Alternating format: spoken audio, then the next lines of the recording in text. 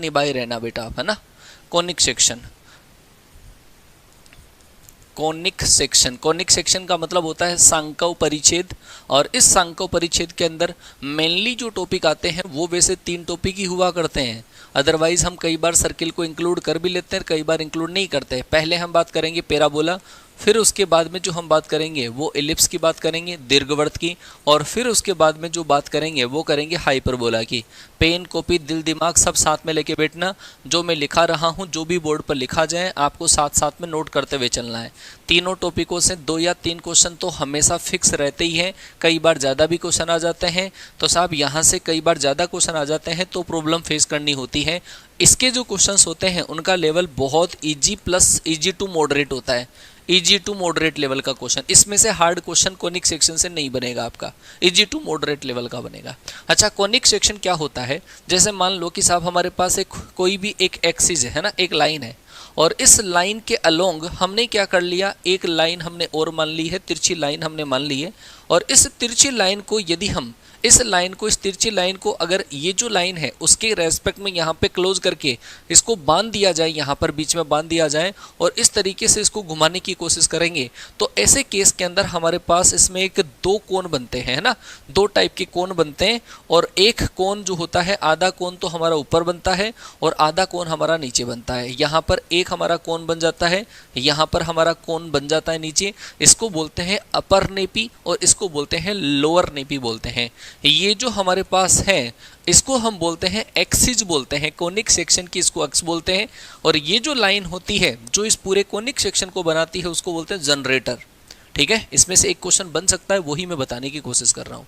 अच्छा सर, ये जो हमारे पास एंगल होता है इस एंगल को बेसिकली हम अल्फा मानते हैं, जो हमारे पास एक्सिस का इस जनरेटर लाइन के साथ में एंगल बना हुआ है। आपने कोन खाया होगा ना, आइसक्रीम वाला कोन, उस आइसक्रीम वाला जो कोन है सेम वैसा ही 2 कोन को अगर ऊपर नीचे ऐड कर दिया जाए तो हमारे पास शेप कुछ ऐसी बनती है, इस तरीके से शेप बनता है।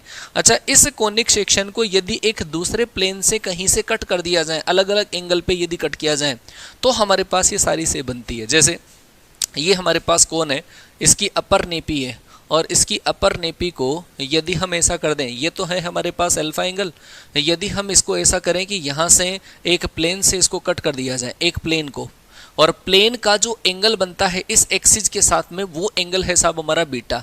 जैसे ये साहब प्लेन है और ये इसकी एक्सिस है, इसके साथ में जो एंगल बनता है वो है बीटा। तो इसका कोनिक सेक्शन का इसकी एक्सिस के साथ में जो एंगल है वो तो है अल्फा, प्लेन का इसकी एक्सिस के साथ में जो एंगल बन रहा है वो बीटा। तो ऐसे केस में जब बीटा बराबर हमारे पास 90 हो, मतलब जैसे कोई कोन लिया आपने, है ना, और एक चाकू से बिल्कुल प्लेन के पैरेलल अगर उसको काट दिया, कट कर दिया, तो ऐसे केस में जो यहाँ पर हमारे पास शेप बनती है ना, यहाँ पे जो शेप बनती है वो शेप बनती है हमारी सर्किल की शेप बनती है, सर्किल की शेप बनती है। अगर हमने क्या कर लिया जी, ये जो हमारे पास कोन है इसकी केवल एक ही नेपी को यदि हमने एक थोड़ा सा तिरछा कर दिया, प्लेन को थोड़ा सा प्लेन को तिरछा करके अगर इस तरीके से कट कर दिया, ये वाला एंगल हमारा अल्फा है, यहाँ पे जो हमारा एंगल बनेगा वो रहेगा हमारा बीटा। तो साहब अगर अल्फा और बीटा के अंदर रिलेशन जो है वो हम ऐसे डिफाइन कर सकते हैं कि बीटा जो होगा वो अल्फा से तो ज़्यादा हो, बीटा अल्फा से तो ज़्यादा हो, बीटा हमारा अल्फा से तो ज़्यादा हो, लेकिन दोनों अगर 90 से कम होते हैं तो इस केस के अंदर जो हमारे पास शेप बन जाती है वो इलिप्स है। यूपीएससी एनसीईआरटी पैटर्न को फॉलो करती है, तो एनसीईआरटी में ऐसी चीज़ें दे रखी है। ये एंगल के रिगार्डिंग कई बार आपको बोल दिया जा सकता है, पूछ लिया जा सकता है कि बताओ कौन सी शेप किस केस के अंदर बनती है।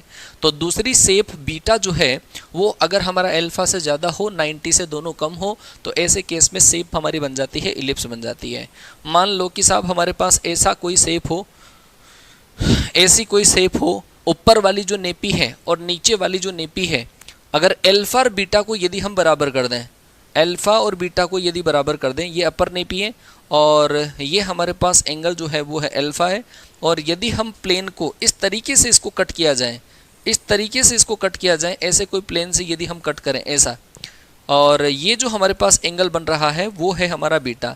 अगर अल्फा बराबर बीटा आ जाए तो केवल और केवल ये जो प्लेन है वो केवल एक ही नेपी को कट करता है, और ऐसे केस में जो शेप हमारे पास बनती है वो बनती है पैराबोला बनती है। क्या बनती है? पैराबोला बनती है। लेकिन अगर हमारे पास बीटा का जो वैल्यू है, बीटा का वैल्यू अल्फा से यदि कम हो जाए, बीटा का वैल्यू अगर अल्फा से कम हो जाए, ये हमारे पास अपर नेपी, ये लोअर नेपी, यदि हमने बीटा को और कम कर दिया, बीटा को यदि हम और कम कर दें तो भावनाएं कुछ ऐसी ऐसी आ जाती हैं, ऐसा ऐसा प्लेन बन जाता है। इस केस के अंदर बीटा हमारा अल्फा से भी कम हो जाता है। बीटा अगर अल्फा से कम हो और 90 से भी अगर दोनों कम हो तो ऐसे केस के अंदर ये अपर नेपी और लोअर नेपी दोनों को कट करता है, तो इस केस में बनता है हाइपरबोला। जब आप इसको बिल्कुल खड़ा कर दोगे तो ये ऊपर से भी काटेगा, ये नीचे से भी काटेगा, और ये जो शेप बनती है वो होता है साहब हमारा हाइपरबोला बनता है। आ गई क्या बात समझ में बेटा, है ना। तो ये एंगल पे डिपेंड करता है किस किस तरीके से कितने कितने एंगल से प्लेन को रखकर आप कोनिक सेक्शन को कट कर रहे हो। ठीक है, हो सकता है बन जाए यहाँ से क्वेश्चन। चलो सर, ये जो हमारे पास कंप्लीट कोनिक सेक्शन है उसकी एक इक्वेशन होती है ax² प्लस का 2hxy प्लस का by² प्लस का 2gx प्लस 2fy और प्लस का c बराबर 0। ये हमारे पास कंप्लीट कोनिक सेक्शन की एक इक्वेशन होती है।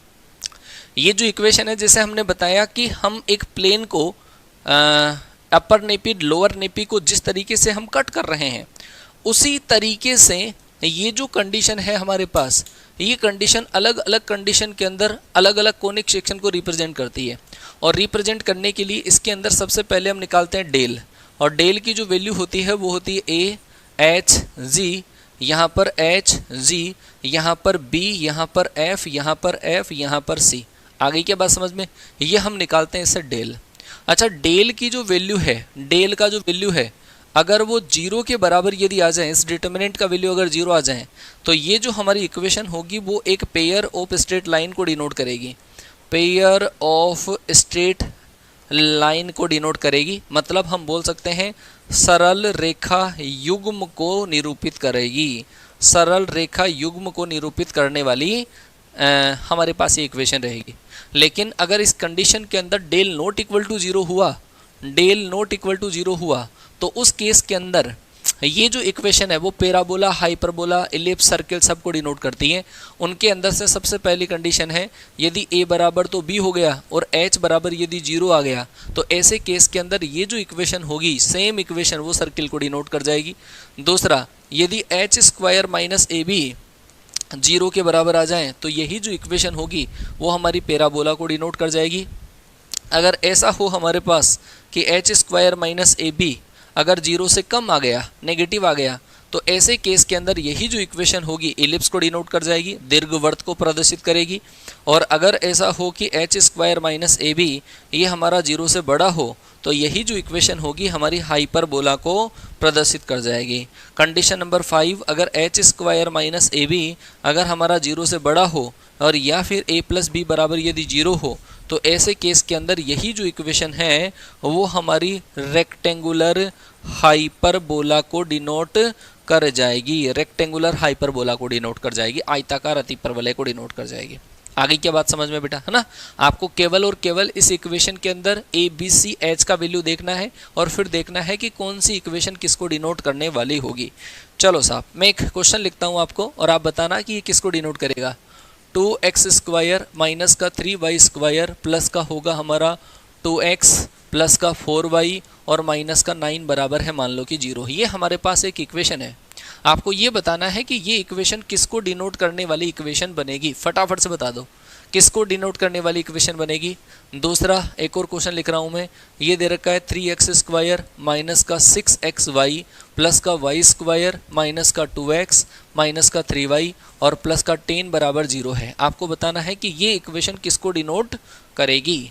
तो ऐसे केस के अंदर बेटा a जो होता है वो तो होता है x² का कोफिशिएंट, x² का कोफिशिएंट a है, y² का जो कोफिशिएंट है वो हमारा b है और xy का कोफिशिएंट इसमें नहीं है। तो xy का कोफिशिएंट अगर नहीं है तो h बराबर कितना है 0। हम निकालते हैं h² माइनस ab का वैल्यू निकालते हैं। h का वैल्यू कितना है हमारे पास 0 है और माइनस a इंटू बी यदि हम करेंगे तो साहब यहाँ से जो हमारे पास वैल्यू आएगी वो आएगी 6, जो कि क्या है 0 से बड़ी है। और जब भी ये वैल्यू अगर 0 से बड़ी होती है तो यही इक्वेशन हमारी डिनोट कर जाती है किसको, हाइपरबोला को डिनोट कर जाती है, अतिपरवलय को डिनोट कर जाती है बेटा। ठीक है क्या, सर्किल को कहाँ से डिनोट कर गई है, हाइपरबोला को डिनोट करेगी। इस इक्वेशन के लिए अगर मैं बात करूं तो a बराबर तो बोलो कितना है b है, और b बराबर कितना है 1 है, और 2h बराबर, ये 2h का वैल्यू है -3, तो h बराबर बोलो कितना आ जाएगा -3। h का a का b का सबका वैल्यू है हमारे पास। यदि हम इसमें h स्क्वायर माइनस ab यदि सोल्व करें, h का वैल्यू -3 है, स्क्वायर करोगे तो 9 -1 इंटू बी, और अगर आप सोल्व करोगे तो आएगा 6 जो कि 0 से बड़ा है। तो ये जो इक्वेशन है वो भी हमारी किसको डिनोट करने वाली इक्वेशन बनेगी, हाइपरबोला को डिनोट करने वाली इक्वेशन बन जाएगी। हाइपरबोला को डिनोट करने वाली इक्वेशन बन जाएगी। बताओ कोई दिक्कत समस्या परेशानी हो तो है, इक्वेशन पता कर सकते हो किससे क्या डिनोट होगा। उसके बाद में जो हमारे पास आता है वो आता है centre of any conic, centre of any conic section. किसी भी कोनिक सेक्शन का यदि आपको सेंटर निकालना है तो वो हम किस तरीके से कैलकुलेट करेंगे, centre of any conic section.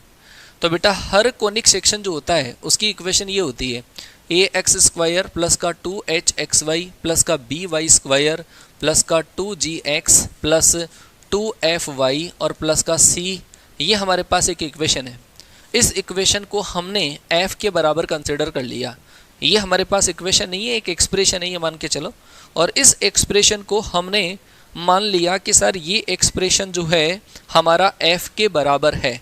यदि साहब हमें इससे सेंटर निकालना हो, इस एक्सप्रेशन से यदि हमें सेंटर निकालना हो तो सेंटर निकालने के लिए इसका आप x के रेस्पेक्ट में पार्शियल डेरिवेटिव अगर कर दोगे तो उससे तो आ जाएगा हमारा सेंटर का x कोऑर्डिनेट।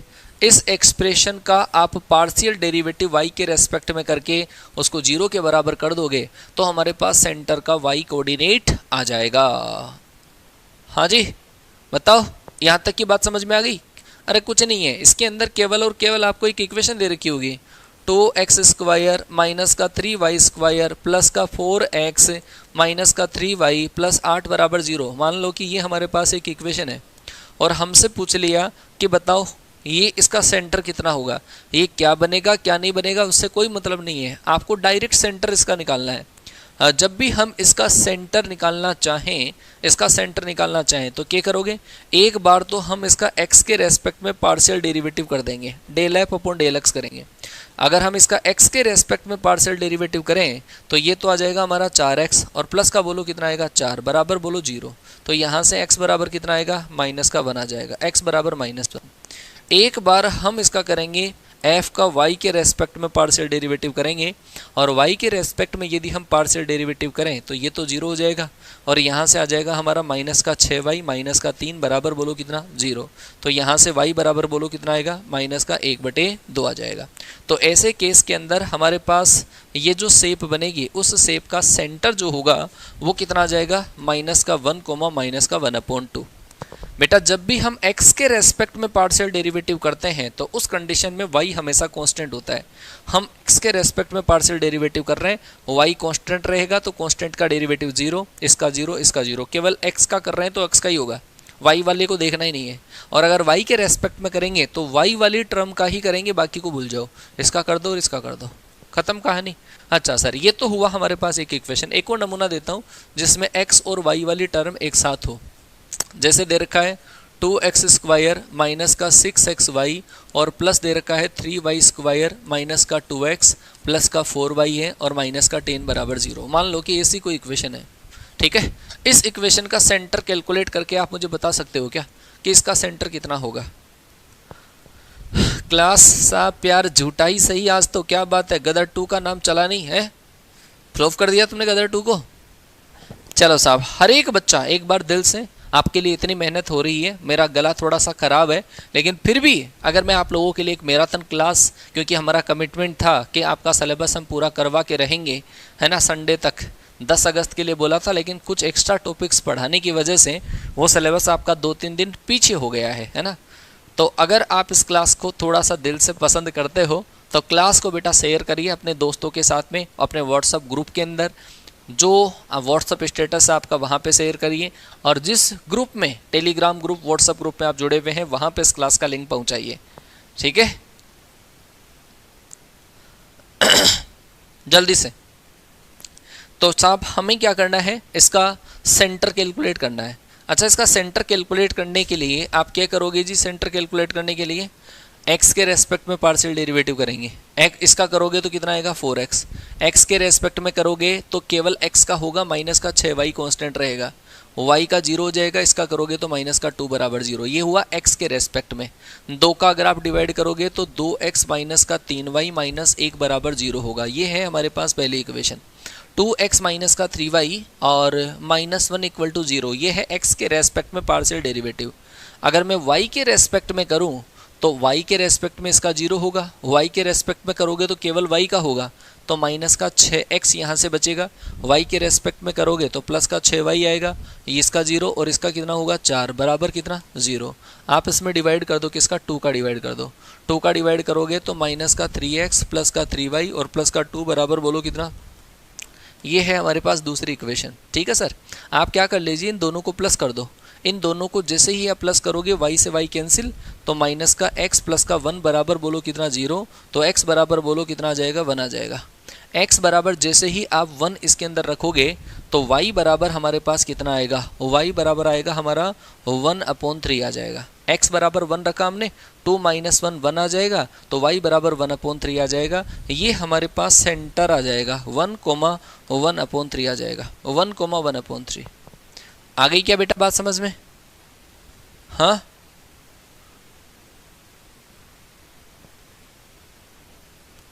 अरे इतनी बात आ गई क्या?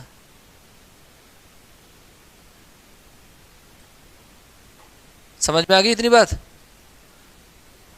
चलो सर, तो ये है centre of any conic section. अगर आपको निकालना हो तो वो हम इस तरीके से निकालते हैं। अब हम बात करेंगे हमारे पैराबोला की। इतनी देर कोनिक सेक्शन का, complete conic section, parabola, hyperbola, ellipse, तीनों का कंबाइन फॉर्म चल रहा था, है ना, कंबाइन पार्ट चल रहा था। अब हम बात करेंगे पैराबोला की। क्या होता है पैराबोला? देखो बेटा, पैराबोला या फिर कोई भी जो कोनिक सेक्शन होता है उसके अंदर हमेशा एक तो लाइन फिक्स होती है और एक हमेशा पॉइंट फिक्स होता है। हर कोनिक सेक्शन के अंदर दो चीज़ें फिक्स हुआ करती है, एक तो फिक्स लाइन होती है और एक फिक्स पॉइंट होता है। तो पैराबोला क्या होता है? एक पैराबोला एक ऐसे पॉइंट का लोकस है, जैसे मान लो कि हमने ये माना कि ये तो फिक्स पॉइंट है और ये हमारे पास एक फिक्स लाइन है, और एक ऐसे पॉइंट का लोकस जिसकी एक फिक्स पॉइंट से डिस्टेंस और इस फिक्स लाइन से डिस्टेंस दोनों का रेशियो हमेशा कांस्टेंट रहे, उसको हम कोनिक सेक्शन बोलते हैं। ये है साहब हमारे पास फिक्स लाइन है, फिक्स लाइन है, और ये है हमारे पास फिक्स पॉइंट है। ये पॉइंट हमेशा फिक्स रहेगा, ये पॉइंट हमेशा फिक्स रहेगा, और इनके बीच में कोई पॉइंट ऐसा होगा, ये वाला पॉइंट जो मूव करेगा स्पेस के अंदर, है ना। ये दोनों चीज़ें फिक्स रहेगी, ये पी इधर उधर घूमेगा। ये जो हमारे पास पॉइंट है इसको हमने मान लिया एस। हम क्या करते हैं, इस पॉइंट से इस जो हमारा वेरिएबल पॉइंट है, ये वेरिएबल पॉइंट है, इसकी फिक्स पॉइंट से डिस्टेंस निकालते हैं। इस वेरिएबल पॉइंट की हम यहाँ से डिस्टेंस निकालते हैं, और इन दोनों का जो रेशियो होता है वो हमेशा कांस्टेंट रहता है।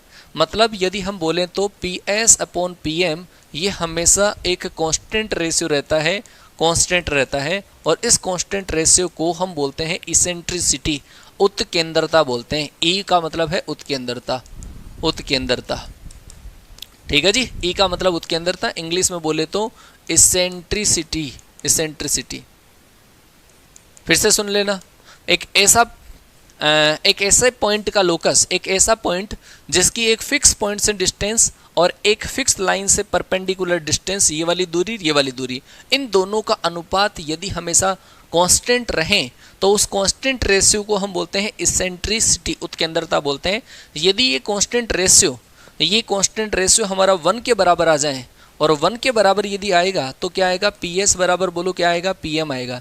ऐसी कंडीशन में जैसे ही इसेंट्रिसिटी 1 हो गई तो ऐसे केस में ये जो शेप हमारे पास बनेगी वो क्या बनेगी, पैराबोला बनेगी, परवलय बनेगा। कैसे बनेगा परवलय?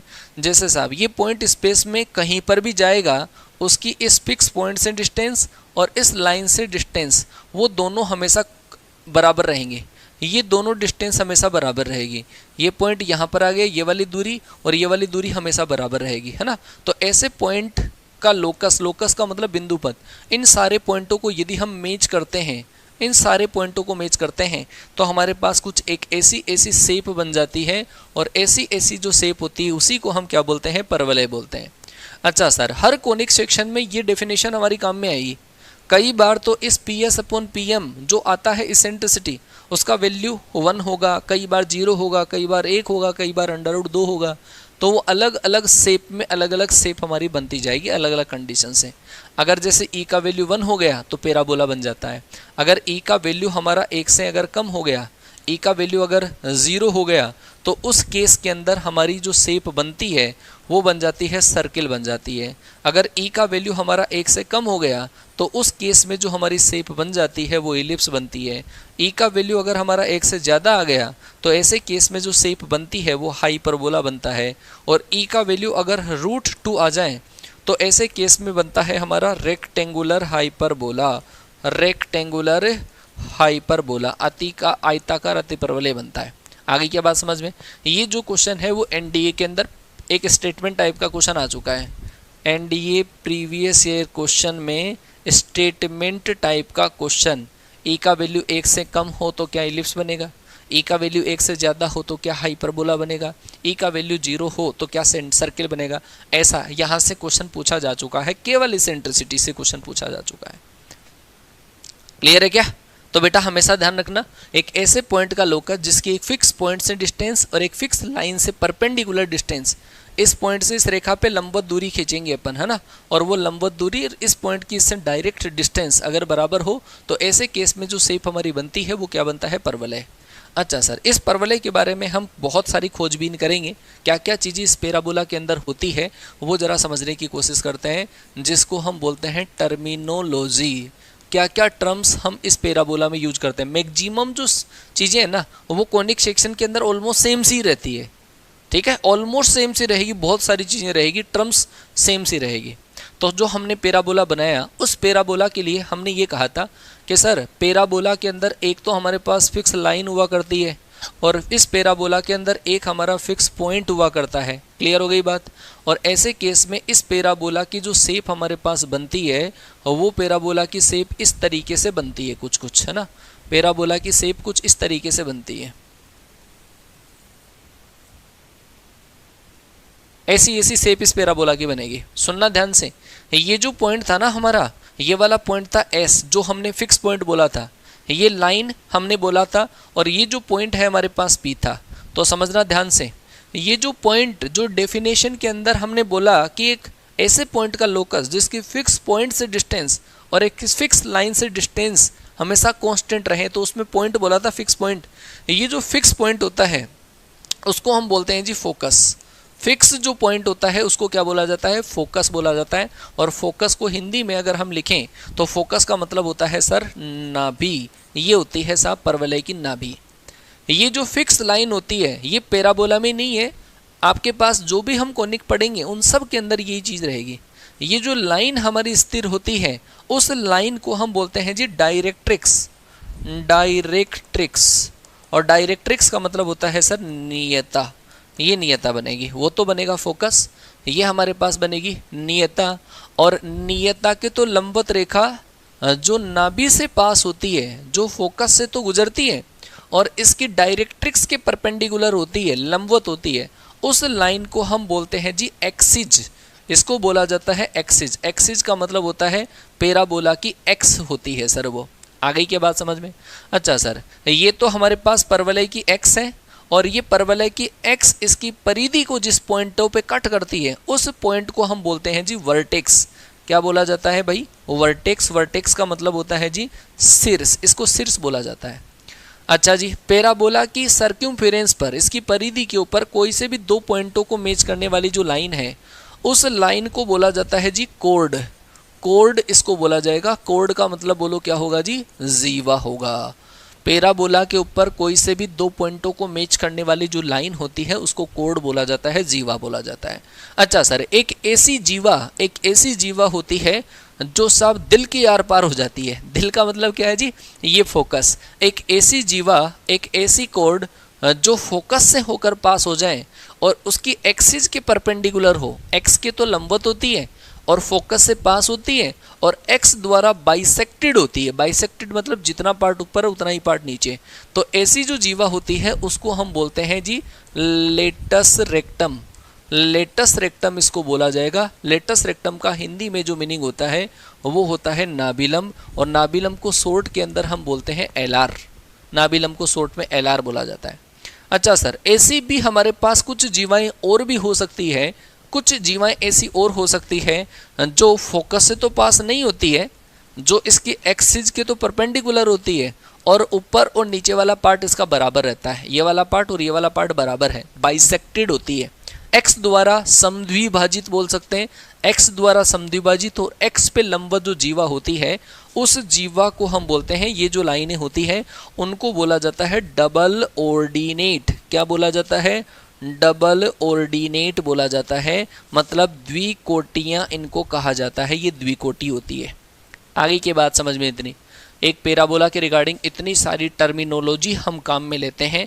अब इनमें से कोई चीज़ नहीं समझ में आई हो तो मुझे बता देना, एक बार फिर से लिख रहा हूँ मैं दूसरे डायग्राम में। साहब ये हमारे पास एक पैराबोला है, ये पैराबोला के अंदर दो चीज़ें होती हैं, ये पहला एक फिक्स पॉइंट होता है, एक हमारे पास फिक्स लाइन हुआ करती है। ये जो फिक्स पॉइंट होता है इसको हम क्या बोलते हैं जी? फोकस बोलते हैं, नाभि बोलते हैं। फिक्स जो लाइन होती है उसको हम बोलते हैं डायरेक्ट्रिक्स बोलते हैं, नियता बोलते हैं। इसकी फोकस से तो पास होने वाली और इसकी नियता के जो गुजरने वाली जो रेखा है, नियता के तो लंबवत और फोकस से पास होने वाली जो लाइन है उसको बोला जाता है परवलय की एक्स बोला जाता है, एक्सिस बोला जाता है। इसकी एक्सिस इसकी परिधि को जिस बिंदु पर काटती है उस पॉइंट को बोला जाता है वर्टेक्स। वर्टेक्स का मतलब ये हमारा शीर्ष बिंदु होता है। इसके किसी भी दो बिंदुओं को मैच करने वाली जो लाइन होती है उसको जीवा बोलते हैं, और एक ऐसी जीवा जो इसकी एक्स के तो लंबवत होती है, एक्स द्वारा समद्विभाजित होती है, उसको बोला जाता है डबल ऑर्डिनेट बोला जाता है, द्विकोटि बोला जाता है। और एक ऐसी द्विकोटि जो नाभिलंब से होकर गुजर जाए, नाभि से होकर गुजर जाए, एक ऐसी द्विकोटि जो नाभि से होकर गुजर जाए उसको हम नाभिलंब जीवा बोलते हैं या फिर लेटस रेक्टम बोलते हैं, डायरेक्ट नाभिलंब भी बोला जा सकता है। परवलय के अंदर कोई ज़्यादा लोचा नहीं है, इतनी सी चीज़ें बस आपको समझने के लिए होती है बेटा। बताओ, इतनी चीज़ समझ में आ गई? यहाँ तक की चीज़ में अगर कोई दिक्कत हो मुझे बता दो, थोड़ा भी सस्पेंस हो तो। इन सब को हम कैलकुलेट करना सीखेंगे। हमारे पास चार टाइप के पैराबोला होते हैं, एक पैराबोला एक्स एक्स की तरफ खुलने वाला, वाई एक्स की तरफ खुलने वाला, ऐसे। तो टाइप नंबर फर्स्ट की हम बात कर रहे हैं। टाइप नंबर फर्स्ट जो पैराबोला होता है वो है वाई स्क्वायर बराबर 4ax। जब भी हम पैराबोला की इक्वेशन पढ़ेंगे तो इस पैराबोला की इक्वेशन में एक साइड तो वेरिएबल की डबल पावर हुआ करेगी और एक साइड वेरिएबल की सिंगल पावर हुआ करेगी। मतलब जैसे आपने पढ़ा क्वाड्रेटिक इक्वेशन ax² प्लस का bx प्लस c पढ़ा था, उसके अंदर बराबर में हमने y कंसिडर कर लिया था, तो y के इक्वल ax² प्लस का bx प्लस c है, तो x की तो डबल पावर है, y की सिंगल पावर है। जब भी किसी वेरिएबल की एक की तो डबल पावर दूसरे की सिंगल पावर होती है तो उस केस में जो हमारा डायग्राम बनता है, जो शेप बनती है वो बनती है परवलय की। और पैराबोला उधर ओपन होता है जिधर पावर कम होती है। जैसे यहाँ पर x की पावर कम है, y की पावर 2 है, x की पावर 1 है, तो ये x एक्स की तरफ खुलने वाला पैराबोला बनेगा। और x एक्स की तरफ खुलने वाला जो पैराबोला बनेगा उसके लिए देखो हम पूरी चीज़ें, पूरी इसकी बायोग्राफी हम लिखेंगे सर, है ना, पूरी इसकी जन्म कुंडली निकालेंगे सर। ये हमारे पास पैराबोला है प्लस x की तरफ खुलने वाला। जब भी केवल x की सिंगल टर्म हो और y की अगर सिंगल टर्म हो तो ऐसे केस में हमारे पास परवलय का, ऐसे केस के अंदर परवलय का जो वर्टेक्स होगा वो पैराबोला का वर्टेक्स हमेशा 0 0 हुआ करता है, शीर्ष 0 0 हुआ करता है। ठीक है, जरा समझना यहाँ पे, ये y की पावर डबल है, x की पावर सिंगल है, लेकिन x की एक ही टर्म है और y की एक ही टर्म है। तो ऐसे केस के अंदर परवलय का जो शीर्ष होगा, ये वाला पॉइंट परवलय का शीर्ष होता है, ये हमारे पास y एक्सिस है, ये हमारे पास एक्सिस है। पैराबोला का जो वर्टेक्स होगा वो 0 0 रहेगा। तो लिखते रहना आप, वर्टेक्स हमारा 0 0 रहेगा। अच्छा जी, परवलय की जो नाभि होती है वो इसके शीर्ष से a डिस्टेंस के ऊपर होती है, a इकाई दूरी पर होती है। तो ऐसे केस में ये हमारा शीर्ष था, ये परवलय की नाभि है, कितनी दूरी पर रहेगी? a दूरी के ऊपर रहेगी। तो ऐसे केस में इसका जो नाभि के निर्देशांक होंगे वो क्या होंगे? a,0 आ जाएगा। नाभि के निर्देशांक a,0 होगा। फिर से सुन लो, शीर्ष जब x की और y की केवल एक एक टर्म होती है तो वर्टेक्स हमेशा 0 0 होता है। दूसरी बात ये है कि इसकी जो नाभि होती है, परवलय की जो नाभि होती है वो इस परवलय से a डिस्टेंस के ऊपर होती है, a इकाई दूरी के ऊपर होती है। तो हमने यहाँ से यहाँ तक की जो डिस्टेंस है उसको a कंसिडर कर लिया, तो क्या आएगा? a,0 आएगा। अच्छा जी, जितने डिस्टेंस डिस्टेंस के ऊपर नाभि होती है उतनी ही डिस्टेंस में अपोजिट साइड में नियता होती है। ये वाली डिस्टेंस ए है तो ये वाली डिस्टेंस भी ए ही होगी, लेकिन ये माइनस अक्स की तरफ है तो इस पॉइंट के कोऑर्डिनेट कितने होंगे, -a,0। ये होगा डायरेक्ट्रिक्स जहाँ से गुजरेगी। वैसे डायरेक्ट्रिक्स जो होती है ना नियता, ये नियता एक रेखा होती है और रेखा का समीकरण हम लिखते हैं। ये इक्वेशन हमारी काई की है, ये इक्वेशन है हमारे पास डायरेक्ट्रिक्स की इक्वेशन है, नियता का समीकरण है। और नियता कहाँ से गुजर रही है, नियता गुजर रही है -a,0 से। -a,0 से तो पास होने वाली और y एक्सिस के पैरेलल जो लाइन होती है उसकी इक्वेशन होती है x बराबर कांस्टेंट। तो क्या आएगा, x बराबर -a आएगा। तो डायरेक्ट्रिक्स की जो इक्वेशन आएगी x बराबर -a, फोकस का कोऑर्डिनेट आएगा a,0, वर्टेक्स आएगा हमारे पास 0 0। ये x है हमारे पास, ये वाली लाइन क्या है, x है। तो परवलय की यदि हम x के बारे में यदि बात करें तो परवलय की x होगी x एक्सिस होगी, इस परवलय की x होगी x एक्सिस होगी। आ गई बात समझ में। अच्छा जी, इसमें जो हम एक टर्म और यूज करते हैं वो होता है लेटस रेक्टम, नाबिलम। और नाबिलम ये होता है नाबिलम। अच्छा, ये जो नाबिलम रहेगा चाहे कहीं पर भी किधर भी पैराबोला घूम जाए, इस लेटस रेक्टम की लेंथ हमेशा फिक्स रहेगी। इसकी लेंथ मेजर करी जाती है length of L R. Length of L R, नाबिलम की लंबाई हमेशा 4a रहती है। नाबिलम की लंबाई अगर 4a है तो इसका मतलब है कि 2a तो ऊपर रहेगा, 2a तो हमारा ऊपर रहेगा और 2a ही हमारा नीचे रहेगा। ये होती है नाबिलम की लंबाई 4a के बराबर होती है। अच्छा, मैं बता दूंगा अभी और बता दूंगा कि कैसे हम निकालें। तो बेटा अगर हम इस पॉइंट की बात करें, ये वाला पॉइंट है नाबिलम का ऊपरी सिरा, ये वाला पॉइंट है नाबिलम का निचला सिरा। अगर हम इसकी बात करें यहाँ से यहाँ तक की डिस्टेंस a है तो इस पॉइंट की यहाँ से लेकर यहाँ तक की डिस्टेंस भी a होगी। तो ये वाला जो पॉइंट आएगा ये आएगा a,2a आएगा। इस पॉइंट की y एक्स से दूरी तो है a के बराबर जो x कोऑर्डिनेट बन जाएगा, और x एक्स से जो डिस्टेंस है वो बनेगी हमारी y कोऑर्डिनेट a,2a बन जाएगा। अगर हम नीचे वाले सिरे की बात करें तो वो है 4th क्वाड्रेंट में, और 4th क्वाड्रेंट में हो जाएगा हमारा क्या, a,-2a हो जाएगा। Is that clear, is that clear. इसको हम बोल सकते हैं ends of L R, ends of L R, नाभिलम के सिरे। और नाभिलम के सिरों के निर्देशांक होंगे a,±2a होगा। क्या, a,±2a, ये है नाभिलम के सिरों के निर्देशांक। मतलब पैराबोला के लिए आपको केवल और केवल a के मान की जरूरत होनी चाहिए।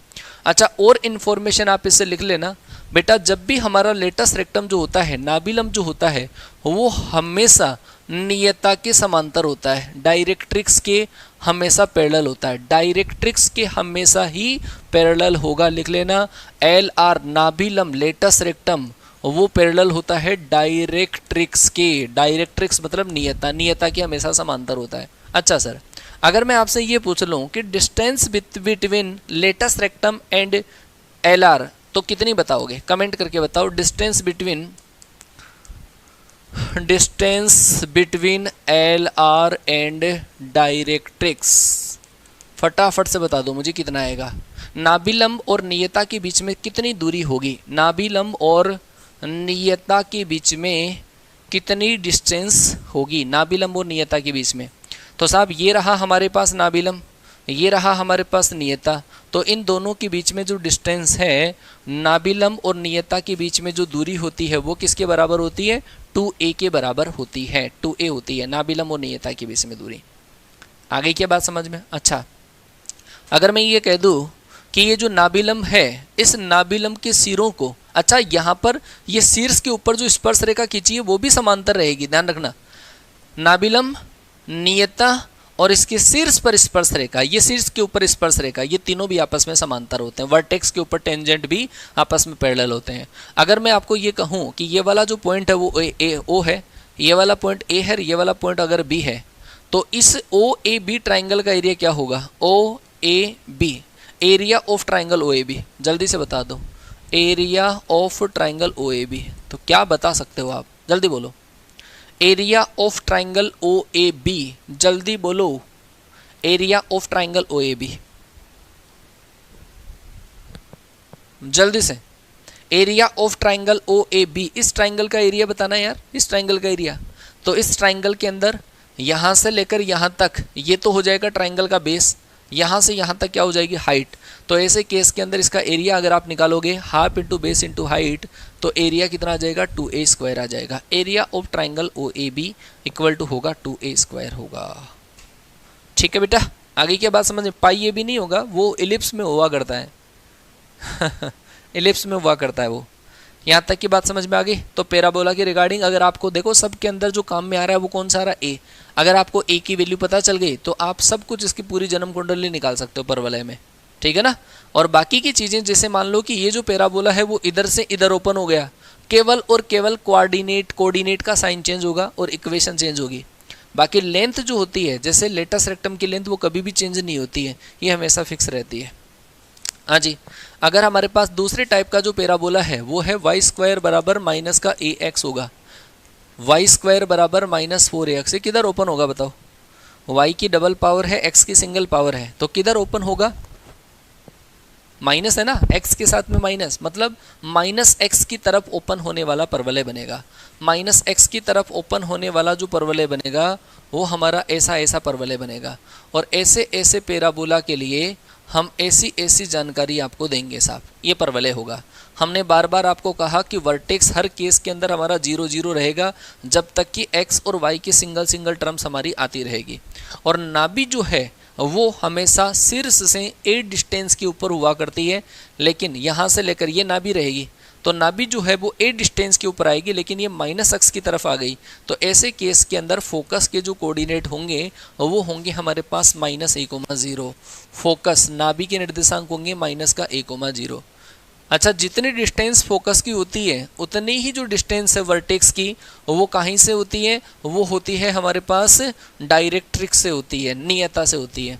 ये डिस्टेंस a है तो ये डिस्टेंस भी a ही होगी, लेकिन ये जो पॉइंट है वो अब +x की तरफ आ गया तो a,0 आ जाएगा। तो आप बोल सकते हो इक्वेशन ऑफ डायरेक्ट्रिक्स। चलो लिख लो, वर्टेक्स लिखते जाओ, और जो भी चीज़ें हैं ना, आपको जो जो चीज़ें पता चल रही है वो कमेंट करके मुझे बता दो। LR की लेंथ कितनी होगी, LR के एंड्स कितने होंगे, डायरेक्ट्रिक्स का इक्वेशन क्या होगा, जो भी तुम लिख सको पूरा बता दो, फटाफट से पूरी जन्म कुंडली टाइप कर दो। वर्टेक्स के कोऑर्डिनेट होंगे सर 0,0। अगर हम बात करते हैं डायरेक्ट्रिक्स नियता, तो नियता देखो इस बार a,0 से गुजरेगी। a,0 से y एक्सिस की पैरेलल लाइन जब भी आती है तो वो होता है हमारा x बराबर कांस्टेंट। तो x बराबर कांस्टेंट होगा तो x बराबर कितना आ जाएगा, a आ जाएगा। नियता का समीकरण x बराबर a आ जाएगा। अगर मान लो कि मैं कहूँ आपको कि लेंथ ऑफ LR बताओ कितनी आएगी, लेंथ ऑफ LR नाभि लंब की लंबाई, तो नाभि लंब की लंबाई हमेशा 4a ही रहेगी, ठीक है। अच्छा जी, अगर मैं आपसे कहूँ कि एंड्स ऑफ LR बताओ, एंड्स ऑफ LR नाभि लंब के सिरों के निर्देशांक बताओ, तो नाभि लंब के सिरों के निर्देशांक क्या होंगे, नाभि लंब के सिरों के निर्देशांक ये होंगे। अच्छा, ये जो कोऑर्डिनेट है इसमें x कोऑर्डिनेट, नाभि लंब की लंबाई 4a होती है, ये 2a होगा, 2a नीचे होगा।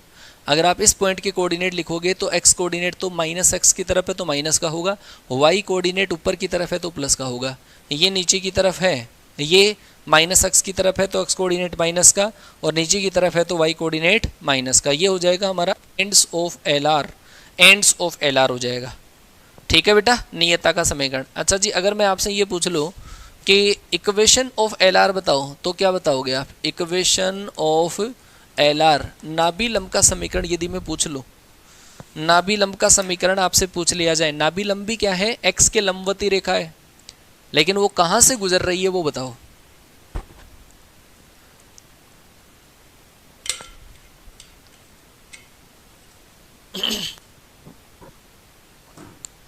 बोलो जल्दी।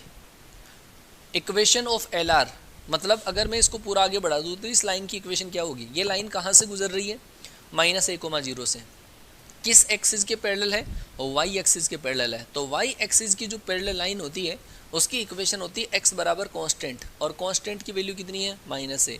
तो x बराबर बताओ क्या आएगा, माइनस का। इक्वेशन ऑफ LR आ जाएगी, इक्वेशन ऑफ LR। अच्छा बेटा, अगर हम यहाँ से कोई भी टेंजेंट ड्रॉ करते हैं, हमेशा सुन लेना, ये हमारे पास है डायरेक्ट्रिक्स नियता। उस नियता से जब भी हम इस पैराबोला के ऊपर 2 टेंजेंट ड्रॉ करते हैं, ये 2 टेंजेंट जो हमने ड्रॉ करी उन दोनों के बीच में एंगल होगा हमेशा 90 डिग्री। ये भी चीज़ आप दिमाग में बांध लेना, ठीक है ना। डायरेक्ट्रिक्स से नियता से खींची गई स्पर्श रेखाएं आपस में लंबवत होती है। नियता के किसी भी पॉइंट से यदि आप इसके ऊपर रेखाएं खींचोगे, स्पर्श रेखाएं, वो हमेशा लंबवत हुआ करेगी, ठीक है क्या। और देखो जरा, अगर हमारे पास ऐसा आ गया एक्स स्क्वायर बराबर 4ay, एक्स स्क्वायर बराबर 4ay है। अच्छा, इसके अंदर एक चीज़ मैं लिखना भूल गया। अच्छा, वर्टेक्स हमने लिख लिया, एक्सिस नहीं लिखी ना। पैराबोला की एक्सिस कौन सी है, परवलय की एक्स कौन सी है, परवलय की एक्स है सर एक्स एक्सिस है। अच्छा, एक चीज़ और बताना, इक्वेशन ऑफ एक्सिस क्या है, दोनों अलग अलग है। इक्वेशन ऑफ एक्सिस, परवलय की एक्स का समीकरण क्या है। इस परवलय की एक्स तो एक्स एक्सिस है, लेकिन एक्स एक्स का समीकरण क्या हुआ करता है, एक्स एक्सिस का समीकरण होता है सर y बराबर 0। तो जब भी बेटा मैं आपको ऐसा पूछूं ना कि आप इक्वेशन बताओ, परवलय की एक्स का समीकरण बताओ, तो ऐसे केस में जिसमें डबल पावर होती है उस ब्रैकेट को 0 कर दिया करो, और वही होती है पैराबोला की एक्सिस की इक्वेशन। डबल पावर वाले ब्रैकेट को 0 कर दो और वो आ जाती है पैराबोला की एक्सिस की इक्वेशन। हाँ जी, अगला है हमारे पास एक्स स्क्वायर बराबर 4ay। ये पैराबोला किधर ओपन होगा कि सर y की पावर कम है इस बार और y प्लस का है, तो इसका मतलब ऊपर की तरफ ओपन होने वाला पैराबोला बनेगा, ऐसा पैराबोला बनेगा। जब ऐसा पैराबोला बनेगा, और हमने आपको एक ही चीज़ कही है कि सर जब भी सिंगल सिंगल टर्म हो तो ऐसे केस के अंदर वर्टेक्स हमेशा 0 0 हुआ करता है, और नाभि जो होती है वो अंदर की तरफ होती है। नाभि यहाँ पर होगी, जितनी दूरी के ऊपर नाभि है उतनी ही दूरी पर दूसरी साइड से नियता होकर गुजर जाएगी, ये नियता होगी। और नाभि की दूरी शीर्ष से हम a मानते हैं, ये वाली डिस्टेंस अगर a है तो बेटा अब ये पॉइंट हमारा y एक्सिस के ऊपर है, और y एक्सिस के ऊपर ये पॉइंट है, तो इसके कोऑर्डिनेट कितने होंगे, 0, a होगा। क्या होगा, नाभि के निर्देशांक 0, a। शीर्ष है 0 0 और ये है नियता, जितनी डिस्टेंस पर ये है उतनी डिस्टेंस पर ये होगी, मतलब इस पॉइंट के कोऑर्डिनेट कितने आ जाएंगे, 0, a आ जाएगा। 0, a से होकर नियता जाएगी। ये जो डायरेक्ट्रिक्स है वो किसके पैरेलल है, यहाँ पर है हमारे पास एक्स एक्सिस है, एक्स एक्सिस के पैरेलल है, और एक्स एक्सिस के पैरेलल लाइन की इक्वेशन क्या क्या होगी, फटाफट से जो भी आपको चीज़ें समझ में आ रही याद हो फटाफट से छाप दो। सबसे पहले तो मैं बात करूँगा वर्टेक्स की, और वर्टेक्स के जो कोऑर्डिनेट होंगे वो होंगे 0 0। फिर हम बात करेंगे जी फोकस की, नाभि के निर्देशांक, नाभि है y एक्सिस के ऊपर है, 0, a हमारे पास फोकस होगी। अगर हम बात करें डायरेक्ट्रिक्स की, बात करें डायरेक्ट्रिक्स मतलब नियता, तो नियता होगी हमारी यहाँ से पास होगी 0, a से, जो किसके समांतर है, एक्स एक्स के समांतर है, और एक्स एक्सिस के पैरेलल लाइन की इक्वेशन y बराबर कांस्टेंट हुआ करती है, तो नियता का समीकरण होगा y बराबर -a होगा। अच्छा, इसके अलावा अगर मैं बात करूँ पैराबोला की एक्सिस कौन सी होगी, तो अब आप परवलय की एक्स होती है, नाभि हमेशा एक्सिस पर स्थित होती है, ध्यान रख लेना, ये हमारे पास पैराबोला की एक्सिस है। तो एक्सिस जो होगी वो क्या होगी, वाई एक्स होगी। और अगर मैं आपसे ये पूछ लूँ इक्वेशन ऑफ एक्सिस बताओ कितना होगा, तो आप क्या बताओगे, इस लाइन का समीकरण क्या होगा, वाई एक्स का समीकरण क्या होता है, और वाई एक्स का समीकरण होता है एक्स बराबर 0। ये होगा हमारे पास पैराबोला की एक्सिस का इक्वेशन। और बताओ, अगर हम बात करें length of L R, length कभी भी चेंज नहीं होती है चाहे कुछ ही कर लो, लेंथ ऑफ एल आर, नाभिलम की लंबाई, नाभिलम की लंबाई हमेशा 4a हुआ करती है, 4a। अच्छा जी, इस केस में यदि हम नाभिलम के सिरों की निर्देशांक की बात करें, नाभिलम के सिरों की निर्देशांक ये है 0, a नाभिलम जहाँ से गुजरता है, ये वाली डिस्टेंस है नाभिलम की लंबाई, ये है 2a, और यहाँ पर भी बोलो कितना होगा, 2a होगा। अगर मैं इस पॉइंट की बात करूं तो ये जो पॉइंट है वो y एक्स से कितना दूरी पर है, 2a पे है, और ये x एक्स से कितना डिस्टेंस के ऊपर है, a डिस्टेंस के ऊपर है, तो इसके सिरों के निर्देशांक होगा 2a, a जो फर्स्ट में है, सेकंड क्वाड्रेंट में जो होगा वो होगा माइनस का 2a, a होगा। तो आप इसको बोल सकते हो एंड्स ऑफ एल आर बोल सकते हो, एंड्स ऑफ एल आर, नाभिलम के सिरों के निर्देशांक, और नाभिलम के सिरों के निर्देशांक होंगे प्लस माइनस का 2a, a होगा, नाभिलम के सिरों के निर्देशांक प्लस माइनस का 2a, a। बताओ इतनी बात समझ में आ गई क्या, हाँ जी बोलो बोलो बोलो, इतनी चीज़ समझ में आ गई पैराबोला के regarding, x square equal to 4ay, इतनी इन्फॉर्मेशन अगर आ गई तो इसका मतलब तो आप पार कर जाओगे साहब पैराबोला को। एक्स स्क्वायर बराबर माइनस का 4ay अगर है तो साहब ये जो पैराबोला होगा वो y की सिंगल पावर है, माइनस का है, तो ये माइनस वाई की तरफ ओपन होने वाला पैराबोला बनेगा। और माइनस वाई की तरफ ओपन होने वाला जो पैराबोला है वो इस तरीके से पैराबोला बनता है, जिसके अंदर से ये तो हमारे पास वर्टेक्स हो गया 0 0 पे, और नाभि जो है वो हमेशा पैराबोला के अंदर हुआ करती है। कितने डिस्टेंस के ऊपर? a डिस्टेंस के ऊपर। तो ये जो पॉइंट होगा क्या होगा? माइनस वाई के ऊपर है 0, माइनस ए। यहाँ से लेकर यहाँ तक की जो डिस्टेंस है वो क्या होगी? 0, a होगी। यहाँ से हमारे पास नियता गुजरती है, ये हमारा फोकस, ये हमारे पास मूल बिंदु है, वर्टेक्स है। तो सारी कुछ जन्म कुंडली इसकी निकाल कर बता दो एक बार मुझे। हाँ हाँ करवाऊँगा, प्रैक्टिस करवाऊँगा, रुको अभी बता दो फटाफट से। वर्टेक्स जो इस केस के अंदर होगा वो क्या होगा जी? 0 0 होगा। दूसरा, यदि मैं आपसे पूछूं कि फोकस कहाँ गई? नाभि, भाभी नहीं, नाभि है। 0, -a, 0, -a के ऊपर फोकस आएगा। यदि हम बात करें डायरेक्ट्रिक्स की बात करें, नियता की बात करें, तो नियता, अब जो नियता गुजर रही है वो 0, a से पास होने वाली और x एक्सिस के पैरेलल लाइन की जो इक्वेशन होती है वो होता है y बराबर कांस्टेंट। इसका मतलब y बराबर बोलो कितना आ जाएगा? a। यह आएगा डायरेक्ट्रिक्स की इक्वेशन आ जाएगी। अगर बेटा हम आपसे पूछें पैराबोला की एक्सिस की, अगर मैं बात करूं पैराबोला की एक्सिस, तो एक्सिस कौन सी होगी? y एक्सिस होगी। और इक्वेशन लिखोगे तो वही आ जाएगा, लेंथ ऑफ एल आर, नाभिलम की लंबाई। नाभिलम की लंबाई हमेशा 4 ही रहती है। अगर एंड्स ऑफ एल आर बताओ आप मुझे, एंड्स ऑफ एल आर, नाभिलम के सिरों के निर्देशांक कितने हुआ करेंगे? जल्दी बोलो। Length of L R length of L are comment करके बताओ, लेंथ ऑफ एल आर कितना होगा? लेंथ ऑफ एल आर कितना होगा? जल्दी बताओ।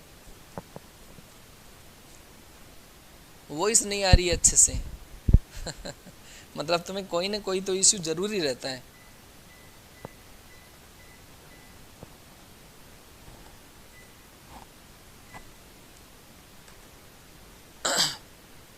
लेंथ ऑफ एल आर हमने देख लिया। एंड्स ऑफ एल आर, देखो एंड्स ऑफ एल आर के लिए ये जो पॉइंट है हमारा, यहाँ से length of L are 4a है, तो 2a तो इधर रहेगा, 2a इधर रहेगा।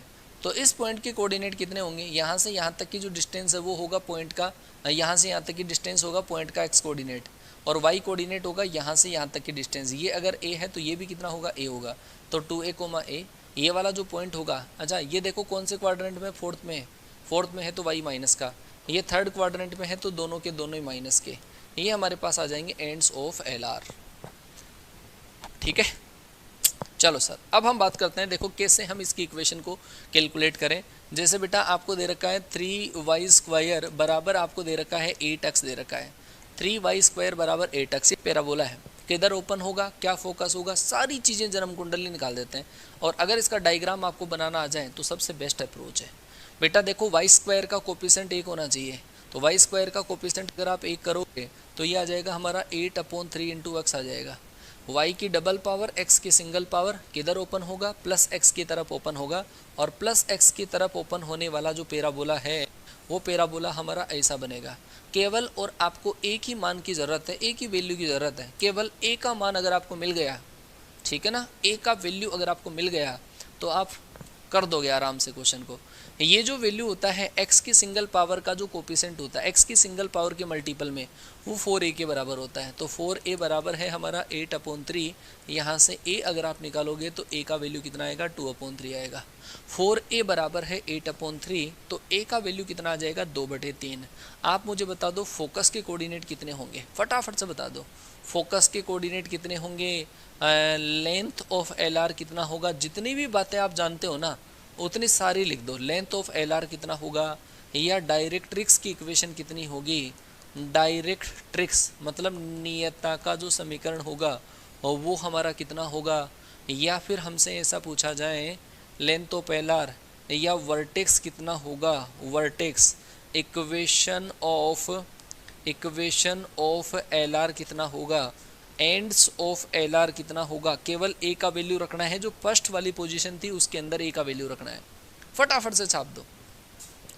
हाँ बेटा जरा ध्यान से समझना, ये जो पॉइंट है, ये वाला पॉइंट तो है वर्टेक्स। तो वर्टेक्स तो जब जब एक्स की वाई की सिंगल सिंगल टर्म रहेगी तो उस कंडीशन के अंदर तो हमारा वर्टेक्स जो है वो हमेशा ही 0,0 रहेगा। तो वर्टेक्स के कोऑर्डिनेट तो होंगे हमारा 0 0, शीर्ष के निर्देशांक 0 0। अगर फोकस मतलब नाभि के निर्देशांक की अगर मैं बात करूं तो नाभि के निर्देशांक होंगे a,0 हुआ करते हैं। क्या a,0 हुआ करते हैं। a का वैल्यू हमने निकाल लिया कितना 2/3, तो 2/3,0। यदि हम लेंथ ऑफ एल आर की बात करें तो ये 4a होता है। तो 4 इंटू ए का वैल्यू कितना है 2/3, और जब आप इसको सोल्व करोगे तो 8/3 आ जाएगा नाभि लंब की लंबाई, लेंथ ऑफ एल आर। यदि हम डायरेक्ट्रिक्स की बात करें, नियता की बात करें, तो नियता होगी हमारी x बराबर माइनस का a होगा। a का वैल्यू अगर आप रखोगे तो x बराबर आएगा माइनस का 2/3 आ जाएगा, ये आएगा डायरेक्ट्रिक्स का। वर्टेक्स की अगर मैं बात करूं, शीर्ष की बात करूं, तो शीर्ष के निर्देशांक होंगे 0 0। इक्वेशन ऑफ एल आर, नाभि लंब की समीकरण, नाभि लंब और जो हमारी नियता है उसके इक्वेशन में केवल फर्क जो है वो प्लस माइनस का है।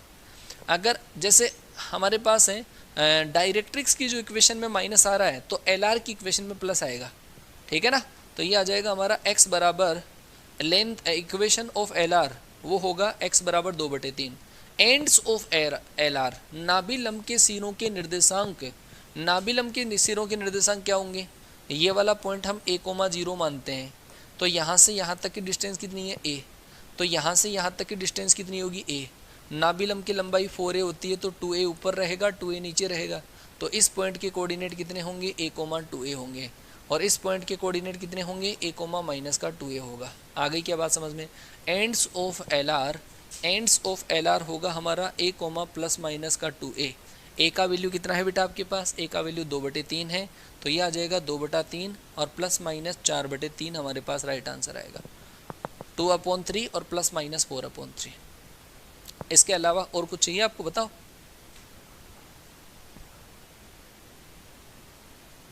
हाँ क्लियर, कहानी क्लियर है इतनी। एंड्स ऑफ एल आर, सारी पूरी जन्म कुंडली निकाल दी। अगर माइनस का केस आता है, सबसे ज़्यादा लफड़ा तभी पड़ता है जब माइनस का केस आ जाता है। जैसे मान लो कि आपके पास ऐसा दे रखा है 3y² और प्लस का 4x बराबर है 0। ये हमारे पास एक पैराबोला है और सबसे ज़्यादा मिस्टेक आप इसी के अंदर करते हो। 3y² + 4x बराबर 0। यहाँ से अगर हम y का वैल्यू निकालें y² का, तो y² का वैल्यू होगा माइनस का 4/3 इंटू x होगा। y² बराबर माइनस का 4/3 इंटू x होगा। आप ये बताओ मुझे, ये पैराबोला किधर ओपन होगा, y की डबल पावर x की सिंगल पावर, लेकिन x की सिंगल पावर के साथ में माइनस का है, तो ऐसे केस के अंदर ये हमारा पैराबोला -x की तरफ ओपन होगा, और -x की तरफ ओपन होगा तो ऐसा बन जाएगा, ठीक है। इसके आप सारी चीज़ें लिख लो। आपको सबसे पहले जो ज़रूरत है a की वैल्यू की, लेकिन वो बिना चिन्ह के लेनी है, ध्यान रखना, विदाउट साइन आपको लेनी है। ये जो वैल्यू होती है सिंगल पावर का कोफिशिएंट वो होता है 4a। तो 4a बराबर कितना है 4/3। a बराबर बताओ कितना आया 1/3। बस खत्म काम है। अब आप लिखते जाओ सारी चीज़ें मेरे अनुसार लिखते जाओ। आपको a जो लेना है वो विदाउट साइन लेना है, ये ध्यान रखना, विदाउट साइन लेना है। चिन्ह के साथ में ले लिया गड़बड़ हो जाएगा, पोच पोच हो जाएगा मामला पूरा। सबसे पहले वर्टेक्स की बात करें, शीर्ष की बात करें, तो शीर्ष हमारा x और y की सिंगल सिंगल टर्म है, तो वर्टेक्स होगा हमारा 0 0 रहेगा। लेकिन यदि मैं बात करूं फोकस की बात करूं, नाभि की बात करूं, तो नाभि के निर्देशांक क्या होंगे, नाभि किधर जाएगी इस बार, यहाँ पर -x में, और -x पे जाएगी तो फोकस के कोऑर्डिनेट जो माइनस की तरफ खुलता है उसके फोकस के कोऑर्डिनेट होते हैं -a,0। अब इसमें आपको a का वैल्यू टिका देना है। जब आप a का वैल्यू रखोगे 1/3 तो -1/3,0 आएगा। अगर मैं बोलूँ आपसे कि डायरेक्ट्रिक्स बताओ कितनी है, डायरेक्ट्रिक्स नियता का समीकरण क्या है, तो नियता ये वाली नियता, ऐसे केस में नियता हमारी प्लस की तरफ बन रही है, तो नियता का समीकरण होता है x बराबर प्लस का a, और a का वैल्यू हमने निकाल लिया था कितना है 1/3। जब बेटा आप विदाउट साइन लेते हो ना, 1% भी चांस नहीं है गलती होने का, बस ये है कि आपको डायग्राम साथ में बना लेना है। ये डायग्राम बना लोगे सारी चीज़ ध्यान में रहेगी। डायरेक्ट्रिक्स का इक्वेशन ये होता है, हमने a का वैल्यू रखा है। अगर मैं आपसे ये कहूँ लेंथ ऑफ एल आर कितना होगा, लेंथ ऑफ एल आर नाभि लंब की लंबाई, नाभि लंब की लंबाई हमेशा 4a होती है। ए को आप 4 से मल्टीप्लाई कर दो तो कितना आ जाएगा, 4/3 आ जाएगा। ये आया लेंथ ऑफ एल आर। यदि मैं आपसे बात करूं ends of L R, ends of L are नाभि लंब के सिरों के निर्देशांक, तो नाभि लंब के सिरों के निर्देशांक अगर आप निकालोगे तो ऐसे केस में यहाँ से यहाँ तक की जो डिस्टेंस है वो कितनी है, ए है, और नाभि लंब की लंबाई 4a होती है, तो साहब 2a ये है, 2a ये है। ये वाला जो पॉइंट है वो कौन से क्वाड्रेंट में है, सेकंड में, और सेकंड क्वाड्रेंट में इसकी वाई एक्स से डिस्टेंस है a, तो साहब x माइनस का और वाई प्लस का। अगर ये वाला पॉइंट अगर देखूंगा तो माइनस का a कोमा माइनस का 2a आ जाएगा। तो एंड्स ऑफ एल आर जो होगा वो होगा हमारे पास क्या, माइनस का a कोमा प्लस माइनस का 2a होगा। आप इसमें a का वैल्यू पुट कर दो, a का वैल्यू कितना है 1/3 है, तो माइनस का 1/3 और प्लस माइनस का 2/3, ये होगा हमारा एंड्स ऑफ एल आर होगा, नाभि लंब के सिरों के निर्देशांक। Distance between L R and directrix, बहुत बढ़िया, distance between L R and directrix, नियता और नाभि लंब के बीच में जो दूरी होती है वो हमेशा 2a होती है, और a का वैल्यू कितना है 1/3, सोल्व करोगे तो 2/3 आ जाएगा। आपको सेम वो ट्राइंगल बनता है उसका एरिया भी निकालना चाहो निकाल सकते हो। नाभि लंब के सिरों को यदि आप इससे मैच कर दोगे, ये जो ट्राइंगल बनता है उस ट्राइंगल का एरिया कितना होता है 2a² होगा। a का वैल्यू अगर रखोगे 1/3 तो कितना आ जाएगा 2/9 आ जाएगा इसका एरिया, खत्म। हाँ जी, क्लियर है क्या, आ गई बात समझ में बेटा, कोई दिक्कत है? अच्छा, इसमें यदि आपको एक्सिस की इक्वेशन पूछ ली जाए तो बता दोगे क्या, पैराबोला की एक्सिस की इक्वेशन, एक्सिस की इक्वेशन जब भी पूछें डबल पावर वाला जो ब्रैकेट है उसको 0 कर दो, y = 0, और पैराबोला की एक्सिस क्या है, x एक्सिस है। और चलते हैं सर आगे एक क्वेश्चन के अंदर। अगर आपको ऐसा दे रखा है टेन ऐसा लिखना ज़रा, 5x² माइनस का 3y प्लस का 3y बराबर है 0, ये हमारे पास एक इक्वेशन है। पहले बात तो बताओ, कमेंट करके बताओ ये किधर ओपन होगा। 5x² प्लस का 3y बराबर 0, ये पैराबोला है, और ये पैराबोला किधर की तरफ ओपन होगा मैं डायग्राम के अंदर ही सारी चीज़ों को मेंशन करूंगा। क्या है बेटा, equation of L are explain करूं। अच्छा, देखो जरा, ये है साहब हमारा एल आर, ये है एल आर, ये कहाँ से पास हो रहा है, यहाँ से, कहाँ से, -a,0 से पास हो रहा है। तो अगर आप इसकी इक्वेशन लिखोगे तो ये जो लाइन है वो हमारी y एक्सिस के क्या है, पैरेलल है, और y एक्सिस के अगर पैरेलल है तो ऐसे केस के अंदर y एक्सिस के पैरेलल है तो लाइन की इक्वेशन क्या होती है, x बराबर कांस्टेंट, तो x बराबर -a आ जाएगा, a का वैल्यू पुट करना है बस।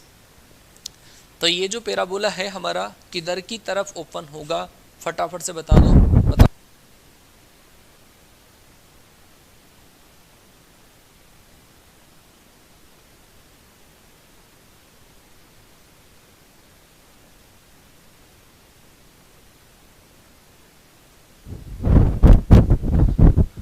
अरे मेरे शेरों बोलो, 5x² प्लस 3y बराबर 0 है, तो ऐसे केस में x² बराबर बताओ कितना आएगा, -3/5 इंटू y आएगा। y की साइड में माइनस आया तो इसका मतलब -y की तरफ ओपन होगा, और -y की तरफ ओपन होगा तो पैराबोला ऐसा ओपन होगा। ये जो वैल्यू है हमारे पास y की सिंगल पावर में वो 4a का वैल्यू है, तो 4a बराबर होगा 3/5, और a बराबर बोलो कितना होगा 3/20 होगा। a बराबर कितना आ जाएगा 3/20। यहाँ तक क्लियर कट मामला समझ में आ गया है, a का वैल्यू आ गया। अच्छा सुनिए, अच्छा बेटा फोकस के कोऑर्डिनेट बताना ज़रा, फोकस के कोऑर्डिनेट, फोकस है साहब हमारी -y के ऊपर, और -y पे कोऑर्डिनेट होते हैं 0, -a, 0, माइनस का a, तो ये आ जाएगा 0, माइनस का, सही है बेटा, 0, -3/20। अच्छा, ये जो पॉइंट होगा वो होगा हमारा 0,3/20 होगा, 0,3/20। यहाँ से गुजरने वाली नियता का समीकरण होगा x के समांतर में y बराबर कांस्टेंट हुआ करता है, तो y बराबर आएगा 3/20 आ जाएगा, ये होगा नियता का समीकरण। नाभि लंब की लंबाई जो होगी लेंथ ऑफ एल आर वो होगी 4a, और a का वैल्यू कितना है 3/20, 3/20 रखोगे तो 3/5 ये आ जाएगा length of L R, length of L R आ जाएगा। ठीक है क्या बेटा, लेंथ ऑफ एल आर। अगर मैं बात करूं पैराबोला की एक्सिस क्या है, परवलय की एक्स क्या है, तो आप बताओगे कि वाई एक्स जो है वो पैराबोला की एक्सिस है, और यदि हमें इक्वेशन पूछ ली जाए, इक्वेशन ऑफ एक्सिज, परवलय की एक्स पूछ ली जाए, तो आप करोगे डबल पावर में जो ब्रैकेट है ये वाला ब्रैकेट, इस ब्रैकेट को जीरो कर दो, मतलब x बराबर जीरो। ये होगा पैराबोला की एक्सिज की इक्वेशन, x बराबर जीरो होगा। ठीक है, x बराबर जीरो होगा। अच्छा, इसके अलावा यदि आपसे ऐसा पूछ लिया जाए कि एंड्स ऑफ एल आर क्या है, एंड्स ऑफ एल आर क्या है, एंड्स ऑफ एल आर क्या है, बता सकते हो? एंड्स ऑफ एल आर, देखो बेटा थोड़ा सा दिमाग लगाया करो कि एंड्स ऑफ एल आर नाबिलम के सिरे होते हैं 2a, ये तो नाबिलम की लंबाई। तो अगर आप इस पॉइंट के कोऑर्डिनेट लिखोगे तो इसकी एक्स एक्स और वाई एक्स से दूरी देखो, इसकी वाई एक्स से दूरी जो होती है वो एक्स कोऑर्डिनेट होता है, यहाँ से यहाँ तक की दूरी 2a, और इस पॉइंट की यहाँ से यहाँ तक की जो दूरी है वो माइनस का a है, ये माइनस है, तो कितना आ जाएगा? माइनस का a आ जाएगा। अगर आप इसके कोऑर्डिनेट लिखोगे तो ये थर्ड क्वाड्रेंट में है, थर्ड क्वाड्रेंट में दोनों के दोनों ही माइनस के होंगे, मतलब plus minus 2a coma plus minus का 2a कोमा माइनस का a का वैल्यू कितना है? a का वैल्यू 3/20, तो आ जाएगा प्लस माइनस 6/20 और माइनस 3/20 हमारे पास क्या आ जाएगा? एंड्स ऑफ एल आर आ जाएगा, नाबिलम के सिरों के निर्देशांक।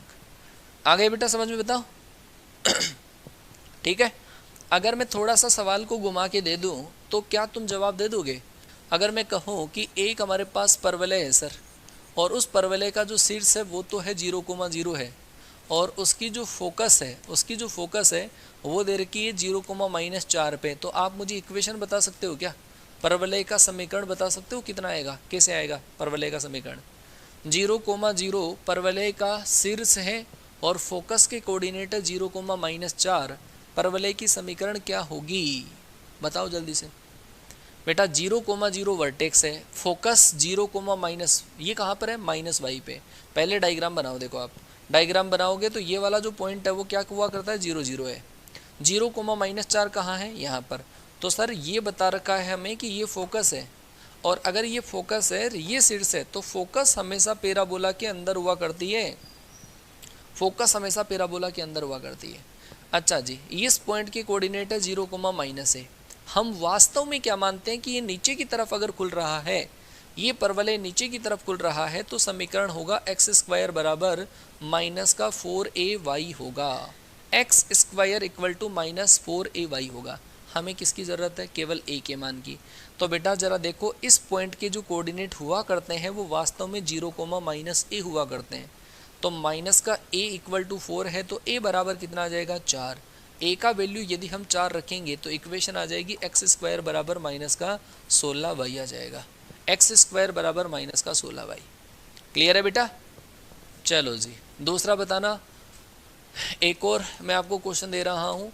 वर्टेक्स तो सब हमारा 0,0 है, मूल बिंदु जिसका शीर्ष है, एंड जो ओपन होता है -x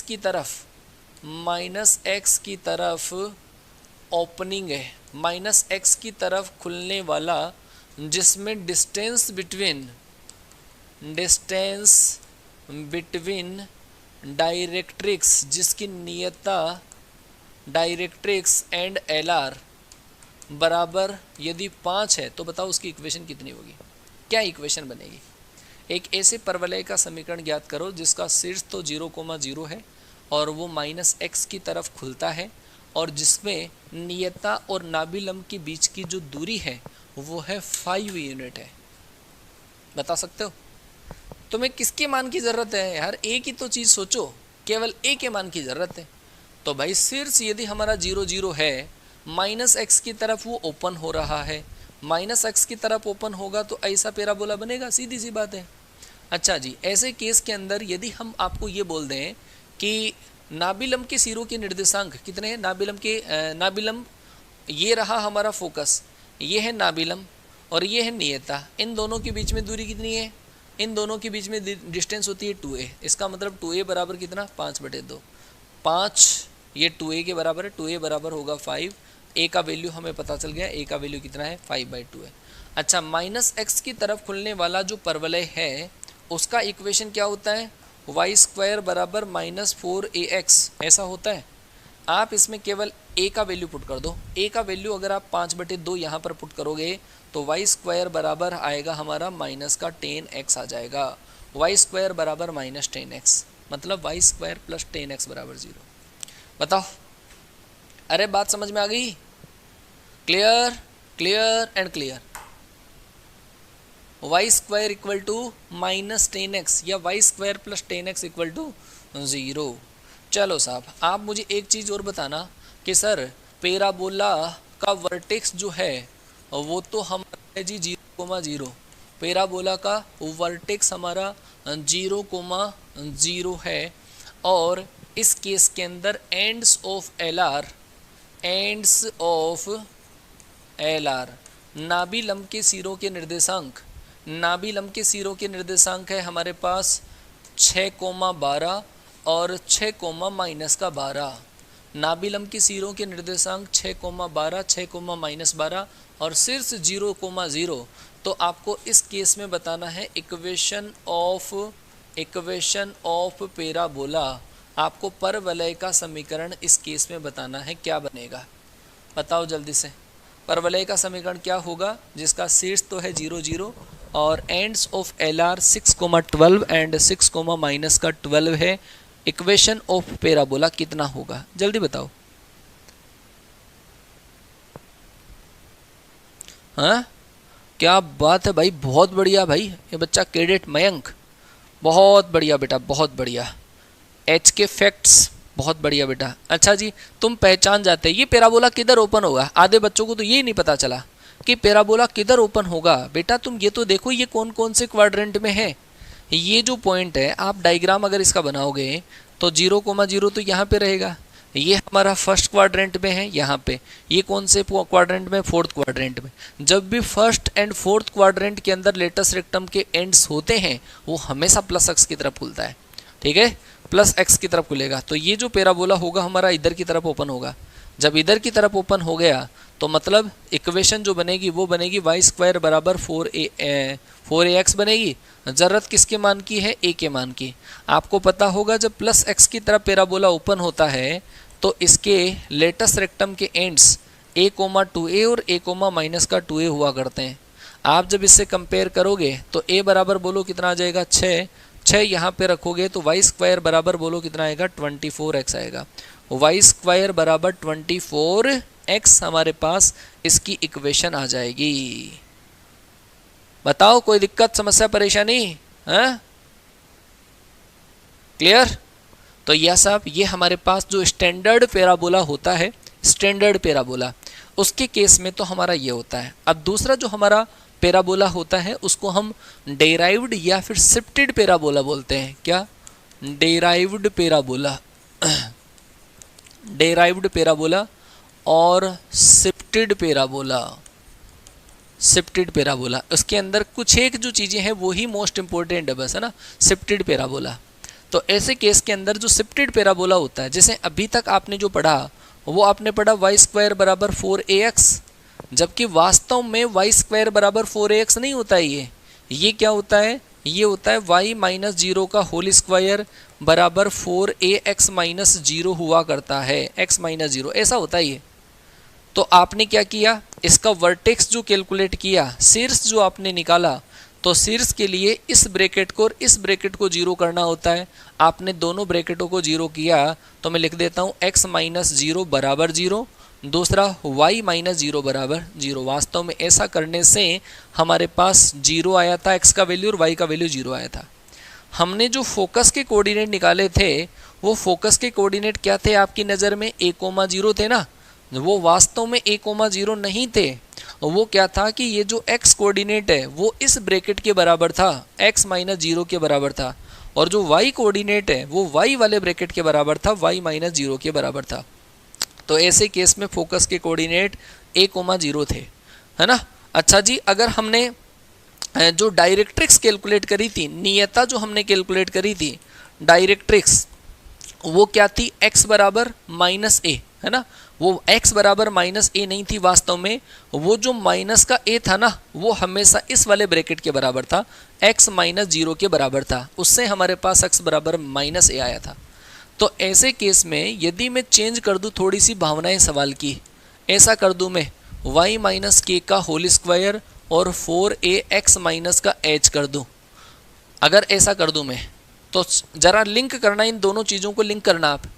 अगर ऐसे टाइप का यदि हमारे पास पैराबोला है तो उस पैराबोला का वर्टेक्स क्या हुआ करेगा, मतलब जो पहले स्टैंडर्ड के केस में होता है ना, उसमें x कोऑर्डिनेट तो अब जो होगा वो x वाले ब्रैकेट के बराबर होगा, और जहां पर y वाला ब्रैकेट है, y वाला कोऑर्डिनेट है या y की इक्वेशन है, वो y माइनस के बराबर होगा। आप ऐसा भी कर सकते हैं, h और k को हटाने के बाद में जो आ रहा है उसको कंपेयर कर लो बस इसी के साथ में, जहां पर x आता है वहां पे x माइनस h का मिल लो, जहां पे x का कोऑर्डिनेट आता है तो h प्लस कर दो। जैसे मैं बात करूं कि ऐसे केस में हमारा वर्टेक्स पहले 0 0 हुआ करता था, अब 0 0 नहीं होगा। क्यों? क्योंकि यहाँ पे शिफ्ट कर दिया गया है ओरिजिन को दूसरी तरफ। तो अब जो हमारे पास वर्टेक्स आएगा, x वाला ब्रैकेट 0 के बराबर और y वाला ब्रैकेट 0 के बराबर। तो यहाँ से हमारे पास h कोमा के ये वर्टेक्स आ जाएगा, शीर्ष आ जाएगा हमारा h कोमा के आ जाएगा। आ गई क्या बात समझ में? अच्छा जी, दूसरी बात है फोकस। अगर आपको फोकस का निकालना है, नाभि निकालनी है, तो नाभि निकालने के लिए नाभि क्या हुआ करती है, a,0 हुआ करती है।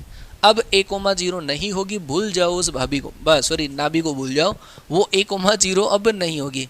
ये जो a है वो तो होगा हमारा x वाले ब्रैकेट के बराबर, x माइनस h के बराबर।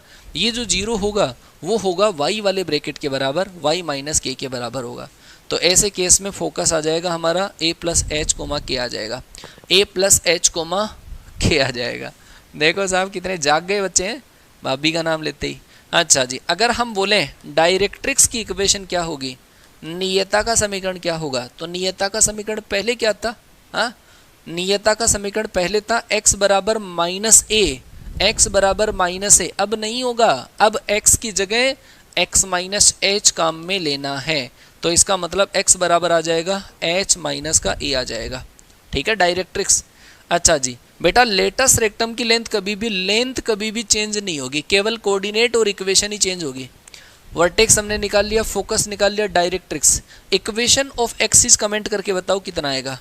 इक्वेशन ऑफ एक्सिस, पैराबोला की x का समीकरण कितना आएगा?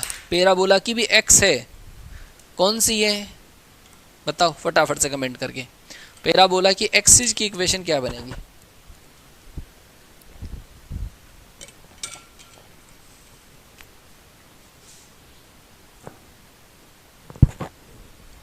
बताओ। पैराबोला की एक्सिस, मैंने आपको एक्सिस के लिए एक ही लाइन बोली है, डबल पावर वाला जो ब्रैकेट है उसको 0 कर दो। डबल पावर वाला ब्रैकेट इसको 0 कर दिया तो y बराबर बोलो क्या आ जाएगा, क्या आ जाएगा। ठीक है, ये होगा पैराबोला की एक्सिस की इक्वेशन। लेंथ कभी भी चेंज नहीं होगी, लिख लेना length of L R, length of L R. नाभिलम के सिरों के निर्देशांक चेंज होंगे लेकिन नाभिलम की लेंथ जो है वो 4a ही रहेगी, नाभिलम की लेंथ लंबाई 4a ही रहेगी। क्लियर? ये है डेराइव्ड या शिफ्टेड। अगर y वाला आ जाए तो क्या करोगे, मतलब ऐसा आ जाए x माइनस एच का होल स्क्वायर बराबर 4a इंटू वाई माइनस के। जवाब मैं नहीं दूंगा, जवाब आप ही लोग दोगे। टाइप नंबर सेकंड, ये होगा हमारा कौन सी की तरफ, ये होगा प्लस y की तरफ खुलने वाले की, आपको उसका जैसा का जैसा ही करना है। जो ऐसा था ना एक्स स्क्वायर बराबर 4ay था, सेम इसी का रोल आपको फॉलो करना है। जब भी वर्टेक्स निकालने हो, वर्टेक्स निकालने के लिए आपको एक ही काम करना है, ये जो दोनों ब्रैकेट है इन दोनों ब्रैकेटों को 0 के बराबर कर देना है। तो साहब x माइनस एच बराबर 0 और y माइनस के बराबर 0, तो इसका जो वर्टेक्स आ जाएगा वो आ जाएगा हमारा h कोमा के। ये होगा हमारा वर्टेक्स, h कोमा के आ जाएगा। दूसरी अगर मैं बात करूं, इसकी फोकस के कोऑर्डिनेट निकालने हैं। बेटा फोकस के कोऑर्डिनेट जब प्लस y की तरफ ओपन होता है ना, प्लस y की तरफ ओपन होता है तो उसकी फोकस होती है क्या, 0,a हुआ करती है। फोकस क्या 0,a हुआ करती है। अब 0,a नहीं होगी बेटा, है ना, भावनाएं चेंज होगी। 0 जो होगा, ये जो 0 और a पहले हुआ करता था वो अब ये जीरो x वाले ब्रैकेट के बराबर होगा, x coordinate x minus h के बराबर, और y जो कोऑर्डिनेट है वो y वाले ब्रैकेट के बराबर होगा। तो यहाँ से आ जाएगा h कोमा a प्लस का k, ये फोकस के कोऑर्डिनेट आएंगे। अगर मैं बोल दूँ कि डायरेक्ट्रिक्स नियता का समीकरण, तो नियता का समीकरण क्या हुआ करता था उस केस में, y बराबर माइनस ए। अब y बराबर माइनस ए नहीं होगा, y माइनस के बराबर माइनस ए होगा, तो y बराबर के माइनस का ए हमारे पास डायरेक्ट्रिक्स की इक्वेशन आ जाएगी। ठीक है जी। अगर बेटा हम आपसे लेंथ ऑफ एल आर पूछें, बाकी चीज़ें सेम रहेगी, है ना, लेंथ हमेशा सेम रहती है। इक्वेशन ऑफ एक्सिस बता दो आप तो मुझे, इक्वेशन ऑफ एक्सिस। बाकी मैं इसमें थोड़ा ट्रिक वगैरह भी बताऊंगा अभी आपको, है ना, जहाँ से क्वेश्चन पुटअप किए जाते हैं उसका कुछ लॉजिक बता दूंगा अभी। इक्वेशन ऑफ एक्सिज, पैराबोला की एक्सिज क्या होगी, डबल पावर वाला ब्रैकेट जीरो कर दो। डबल पावर वाला ब्रैकेट जैसे ही जीरो करोगे ये आती है साहब पैराबोला की एक्सिज। लेंथ सेम रहेगी, ठीक है, लेंथ हमेशा सेम रहेगी। चलो तो एक नमूना ले लो और जवाब मुझे देना कि क्या होगा। बेटा मान लो कि आपको ऐसा दे रखा है वाई स्क्वायर माइनस का 4y प्लस का 8x और माइनस का 3 बराबर 0। मान लो कि ऐसी हमें कोई इक्वेशन दे रखी है, वाई स्क्वायर माइनस का 4y प्लस का 8x माइनस का 3 बराबर 0। जब भी अगर कोई ऐसी इक्वेशन हमारे पास है, ऐसी कोई इक्वेशन है हमारे पास, तो डायरेक्ट्रिक्स क्या है, रोंग हो गई। डायरेक्ट्रिक्स कहाँ रोंग हो गई, डायरेक्ट्रिक्स y बराबर माइनस है, सही तो है, हाँ। डायरेक्ट्रिक्स का समीकरण जब ऊपर की तरफ अगर ओपन हो रहा है ना, यहाँ पे ओपन हो रहा है, तो ऐसे केस के अंदर डायरेक्ट्रिक्स यहाँ से जाएगी 0, माइनस ए से, जिसमें होगा y बराबर माइनस का a होगा। तो y की जगह y माइनस के लिखा है मैंने, सही तो है। चलो ये ला, चलो भाई इस केस के अंदर हमें बहुत सारी इन्फॉर्मेशन हमसे पूछी गई है, बहुत सारी इन्फॉर्मेशन। देखो बेटा, हाँ देख लो एयरफोर्स वाला भी देख लो बेटा। अगर हमारे पास ऐसी कोई इक्वेशन है तो सबसे बेस्ट अप्रोच तो ये है, अगर आपको पूरी चीज़ें कैलकुलेट करने के लिए बोल दिया जाए तो परफेक्ट स्क्वायर बनाया जाता है। पूरी चीज़ें कैलकुलेट करने के लिए बोल दिया जाए तो परफेक्ट स्क्वायर बनाओ। तो आप y वाली जो टर्म है उनको तो एक साथ रख लो और बाकी को ट्रांसफ़र कर दो। तो 8x हमारा माइनस का हो जाएगा, ये 3 इधर आके कहीं का हो जाएगा प्लस का। आप इसका परफेक्ट स्क्वायर बनाओगे तो 4 का आधा मतलब 2 का स्क्वायर आप इधर जोड़ दो और 2 का स्क्वायर आप इधर जोड़ दो। और ऐसा करने से ये तो हमारे पास आएगा y माइनस 2 का होल स्क्वायर आ जाएगा, बराबर यहाँ से माइनस 8x प्लस 7 है, तो माइनस 8 अगर मैं कॉमन लूँगा तो x माइनस का 7/8 आ जाएगा। ये बातें होती है सर, ये जो मैंने पहले बताया ना आपको, सेम वो का वही है। आप इसकी पूरी डॉक्यूमेंट्री छाप दो, क्या क्या होगा। वर्टेक्स की बात अगर मैं करूँ, वर्टेक्स की, तो वर्टेक्स छाप दो कितना होगा, फोकस के कोऑर्डिनेट छाप दो कितने होंगे। आप बताओ लेंथ ऑफ एल आर कितना होगा, length of L R, length of L are. या फिर अगर मैं आपसे पूछूं equation of axis, equation of axis, x का समीकरण क्या होगा, और फोकस आ गया, वर्टेक्स आ गया। Equation of directrix, equation of directrix, नियता का समीकरण क्या होगा बताओ जल्दी से। वर्टेक्स कितना होगा बेटा बताओ जल्दी से। वर्टेक्स, वर्टेक्स के लिए कुछ नहीं करना, आपको इन दोनों ब्रैकेटों को 0 के बराबर करना है। इन दोनों ब्रैकेटों को जैसे ही आपने 0 किया तो x का वैल्यू आएगा कितना 7/8 और y का वैल्यू कितना आएगा 2 आएगा। ये हो गया वर्टेक्स। अगर आपको फोकस निकालना है तो पहले ये पता करो कि ये किधर ओपन होने वाला है, y की डबल पावर x की सिंगल पावर और -7 में, मतलब किधर की तरफ ओपन होगा, -y की तरफ ओपन होने वाला बनेगा। ऐसा पैराबोला ये बनेगा। जब माइनस एक्स की तरफ ओपन होगा तो -x की तरफ जो ओपन होता है उसका पहले 4a निकाल लो। ये जो वैल्यू होती है वो 4a की वैल्यू है, तो इसका मतलब 4a बराबर है 8। तो a बराबर बताओ कितना आएगा 2 आएगा। a का वैल्यू पता चल गया, बस ख़त्म। फोकस जो होगी वो होगी -a,0 पे, माइनस का a,0। अच्छा, ये जो माइनस का a है x कोऑर्डिनेट, वो x वाले ब्रैकेट के बराबर होगा, x वाले ब्रैकेट के बराबर होगा। और y जो कोऑर्डिनेट है हमारा वो y वाले ब्रैकेट के बराबर होगा। आप इसको इधर ट्रांसफ़र करते हो तो y का वैल्यू तो कितना आएगा 2। आप 7/8 को इधर ले जाते हो 16, मतलब माइनस का 9/8 आ जाएगा, माइनस का 9/8, 2 आ जाएगा। सही है क्या? हाँ, एक बच्चे ने क्रेडिट राहुल ने बिल्कुल सही जवाब दिया है। बिल्कुल बिल्कुल बिल्कुल। हाँ जी, लेंथ ऑफ एल आर, नाभि लंब की लंबाई किसके बराबर होती है? 4a के बराबर होती है। और 4a का वैल्यू आपको दे रखा है कितना है? 8 है। इक्वेशन ऑफ एक्सिस अगर आपको निकालनी है उसके लिए हमने ये कहा है कि आप होल स्क्वायर वाला जो ब्रैकेट है उसको जीरो कर दो। होल स्क्वायर वाला ब्रैकेट उसको जीरो कर दोगे तो y बराबर कितना आ जाएगा? 2 आ जाएगा। ये लो जी, इक्वेशन ऑफ एक्सिस आ गया। अगर इक्वेशन ऑफ डायरेक्ट्रिक्स आपको निकालनी है बेटा, ऐसा जब पैराबोला ओपन होता है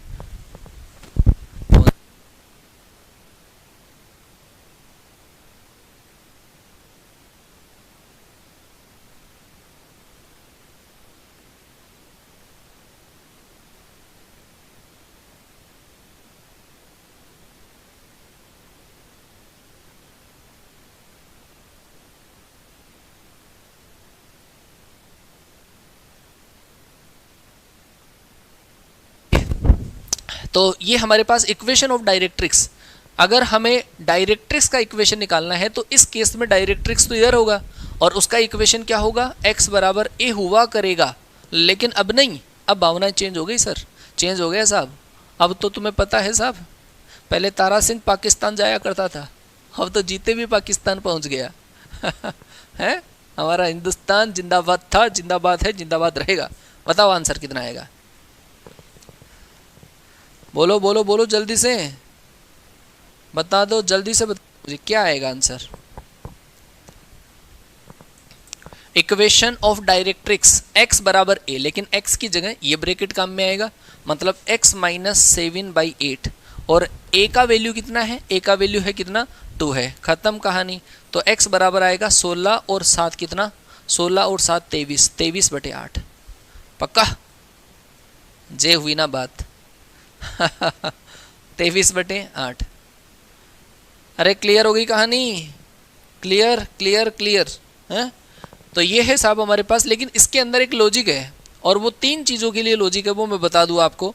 कितनी भी बड़ी इक्वेशन लिखी हुई आ जाए ऐसी, 3x² माइनस का 4y प्लस का 5x माइनस का 6 बराबर 0, ऐसी कितनी भी बड़ी इक्वेशन आ जाए उसके लिए एक लॉजिक है। और वो है साहब हमारे पास, अगर आपको पैराबोला की एक्सिस निकालनी हो या फिर आपको लेंथ ऑफ एल आर अगर आपको निकालना हो, नाभि लंब की लंबाई निकालनी हो, और या फिर आपको निकालना हो इसके अंदर वर्टेक्स, तो इसके लिए तो मैं डायरेक्ट जुगाड़ बता देता हूँ आपको। अगर ये इन तीनों में से कुछ भी पूछ लिया जाए, इन तीनों में से कुछ भी पूछ लिया जाए तो डायरेक्ट जुगाड़ लग जाएगा। अगर इनके अलावा कुछ पूछा जाएगा तो पूरा सोल्व करना पड़ेगा आपको। जब भी बेटा आपको जिसमें डबल पावर, देखो x वाली जो टर्म है वो तो डबल पावर की है, y वाली सिंगल पावर है, आपको इसमें करना है डबल पावर के रेस्पेक्ट में डेरिवेटिव कर देना है। डबल पावर के रेस्पेक्ट में डेरिवेटिव कर दो। डबल पावर किसकी है? x की। आप x के रेस्पेक्ट में डेरिवेटिव करोगे तो 6x प्लस का 5 बराबर 0। जब भी डबल पावर के रेस्पेक्ट में, डबल पावर है x की, x के रेस्पेक्ट में अगर आप डेरिवेटिव इसका कर दोगे तो हमारे पास डायरेक्ट ही क्या आ जाएगा? इक्वेशन ऑफ एक्सिस आ जाएगा। क्या आएगा? Equation of axis. ये है हमारे पास इक्वेशन ऑफ एक्सिस है। दूसरी चीज, अगर आपने इसको 0 के बराबर करके x बराबर हमने वैल्यू निकाली, x बराबर कितना आया? -5/6। ये x का वैल्यू अगर आप इसमें रखोगे और y का वैल्यू और निकाल दोगे तो वो आएगा वर्टेक्स। ये वर्टेक्स का x कोऑर्डिनेट भी है। -5/6 रखोगे तो 3 इंटू ये आ जाएगा साहब 25/36 आ जाएगा, और -5/6 यहाँ पे रखोगे तो -25/6 आ जाएगा, माइनस का 4y माइनस का 6 बराबर 0। तो यहाँ से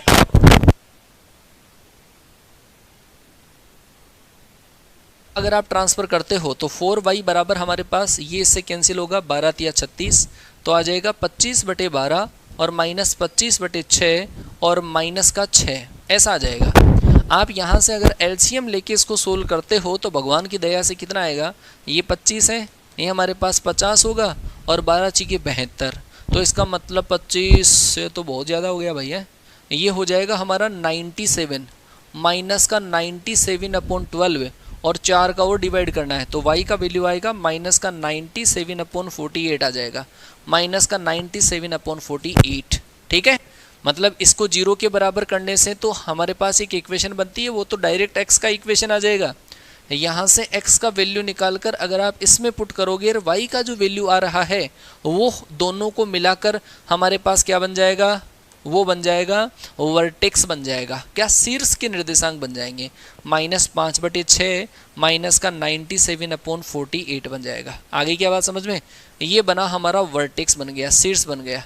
और अगर आपको बेटा निकालना हो ऐसा कि लेंथ ऑफ एल आर, जो कि मोस्ट इंपॉर्टेंट है, लेंथ ऑफ एल आर बराबर होगा सिंगल पावर का कोफिशिएंट अपॉन डबल पावर का कोफिशिएंट, सिंगल पावर का कोफिशिएंट और अपॉन डबल पावर का कोफिशिएंट, सिंगल पावर का कोफिशिएंट अपॉन डबल पावर का कोफिशिएंट। सिंगल पावर किस में है, डबल पावर किस में है, ध्यान से सोचो। ये जो सिंगल पावर देखो x की पावर डबल है, x की पावर डबल है तो x वाली जो भी टर्म है होल स्क्वायर में काउंट हो जाएगी। तो साहब डबल पावर है x में, सिंगल पावर है किसमें, y में। ध्यान रखना इस चीज़ का, ऐसा नहीं कि सर सिंगल पावर तो x में भी तो है, वो नहीं माननी होगी क्योंकि वो होल स्क्वायर बना लेती है। तो सिंगल पावर है y की, सिंगल पावर का कोफिशिएंट, सिंगल पावर है y की, y का कोफिशिएंट कितना है साहब हमारा 4, और डबल पावर में डबल पावर वाले का कोफिशिएंट कितना है 3। तो साहब डायरेक्ट हमारे पास एल आर की लेंथ आ जाएगी 4/3, डायरेक्ट आ जाएगा हमारा 4/3। बोलो, अगर हमारे पास जो भी कोई इक्वेशन है उसमें एल आर की लेंथ बहुत सिंपल होती है, नाभिलंब की लंबाई, सिंगल पावर का कोफिशिएंट अपॉन डबल पावर का कोफिशिएंट, डायरेक्ट आप कर देना, लेंथ ऑफ एल आर आपको पता चल जाएगा। ठीक है, क्या साइन नहीं लेना, लेंथ हमेशा पॉजिटिव होती है, लेंथ हमेशा पॉजिटिव होती है। अच्छा, इसमें एक मोस्ट इंपॉर्टेंट चीज और है, वो भी मैं आपको बता दूं, position of a line, position of a line, position of a line with respect to parabola, एक परवलय के रेस्पेक्ट में लाइन की पोजीशन। ये तो साहब हमारे पास जैसे कोई पैराबोला है, y² बराबर है 4ax है बेचारा, और ये हमारे पास लाइन है। इस लाइन की इस पैराबोला के रेस्पेक्ट में 3 पोजीशन हो सकती है, ये 3 पोजीशन हो सकती है। इस लाइन की इक्वेशन होती है y बराबर mx प्लस का c होता है, क्या, y बराबर mx प्लस का c। अगर इन दोनों से c का वैल्यू अगर a/m से ज़्यादा आ जाए, c का वैल्यू अगर a/m से ज़्यादा आ जाए, तो ऐसे केस में जो रेखा होगी वो हमारी आउटसाइड होगी। अगर c का वैल्यू a/m के बराबर आ जाए तो ये जो रेखा होगी वो स्पर्श करेगी, स्पर्श करेगी का मतलब टेंजेंट होगी। अगर मैं बोल दूं कि c का वैल्यू a/m से अगर लेस है तो ऐसे केस के अंदर कोड बनेगी, जीवा बनेगी। मोस्ट इंपॉर्टेंट है। ये जो हमारे पास टेंजेंट है उसी को हम बोलते हैं कंडीशन ऑफ टेंजेंसी बोलते हैं, क्या, कंडीशन ऑफ टेंजेंसी। कोई भी रेखा अगर परवलय को स्पर्श करती है उसकी कंडीशन है c बराबर a/m, लेकिन ये प्लस x की तरफ खुलने वाले को करेगी तब तो ये कंडीशन है। अगर हमारे पास परवलय ऐसा है x² बराबर 4ay है और y बराबर mx प्लस का c रेखा अगर इसको स्पर्श करती है तब कंडीशन होती है c बराबर माइनस का am²। कंडीशन लिख लो c बराबर -am²। कि गुरुजी काम कहाँ होगा ये, देखो जरा, जैसे बेटा मैं आपसे ये बोल दूं कि ये हमारे पास एक परवलय है 3y² बराबर है 4x है, 3y² बराबर है 4x और 2y बराबर है 3x प्लस 5 लेमडा। ये रेखा परवलय को स्पर्श करती है। ये जो लाइन है टेंजेंट है, स्पर्श रेखा है। Line is the tangent of this parabola, then find the value of lambda. आपको लेमडा का वैल्यू पूछ लिया गया तो क्या करोगे तुम, पट्टियां गिनोगे? हाँ, अरे बोलो तो सही। वो दामाद है भाई अपना वो दामाद है पाकिस्तान का, उसको नारियल दो, टीका लगाओ, नहीं तो लाहौर भी ले जाएगा दहेज में। बोलो बोलो बोलो बोलो बोलो जल्दी से।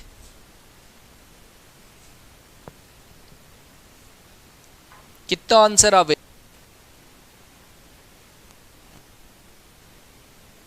एनडीए न्यू बैच बेटा एक बार 3 सितंबर को एग्ज़ाम हो जाए और फिर उसके बाद में कंफर्म होगा। आई थिंक हो सकता है सितंबर लास्ट में स्टार्ट हो जाए या अक्टूबर शुरू में स्टार्ट हो जाए।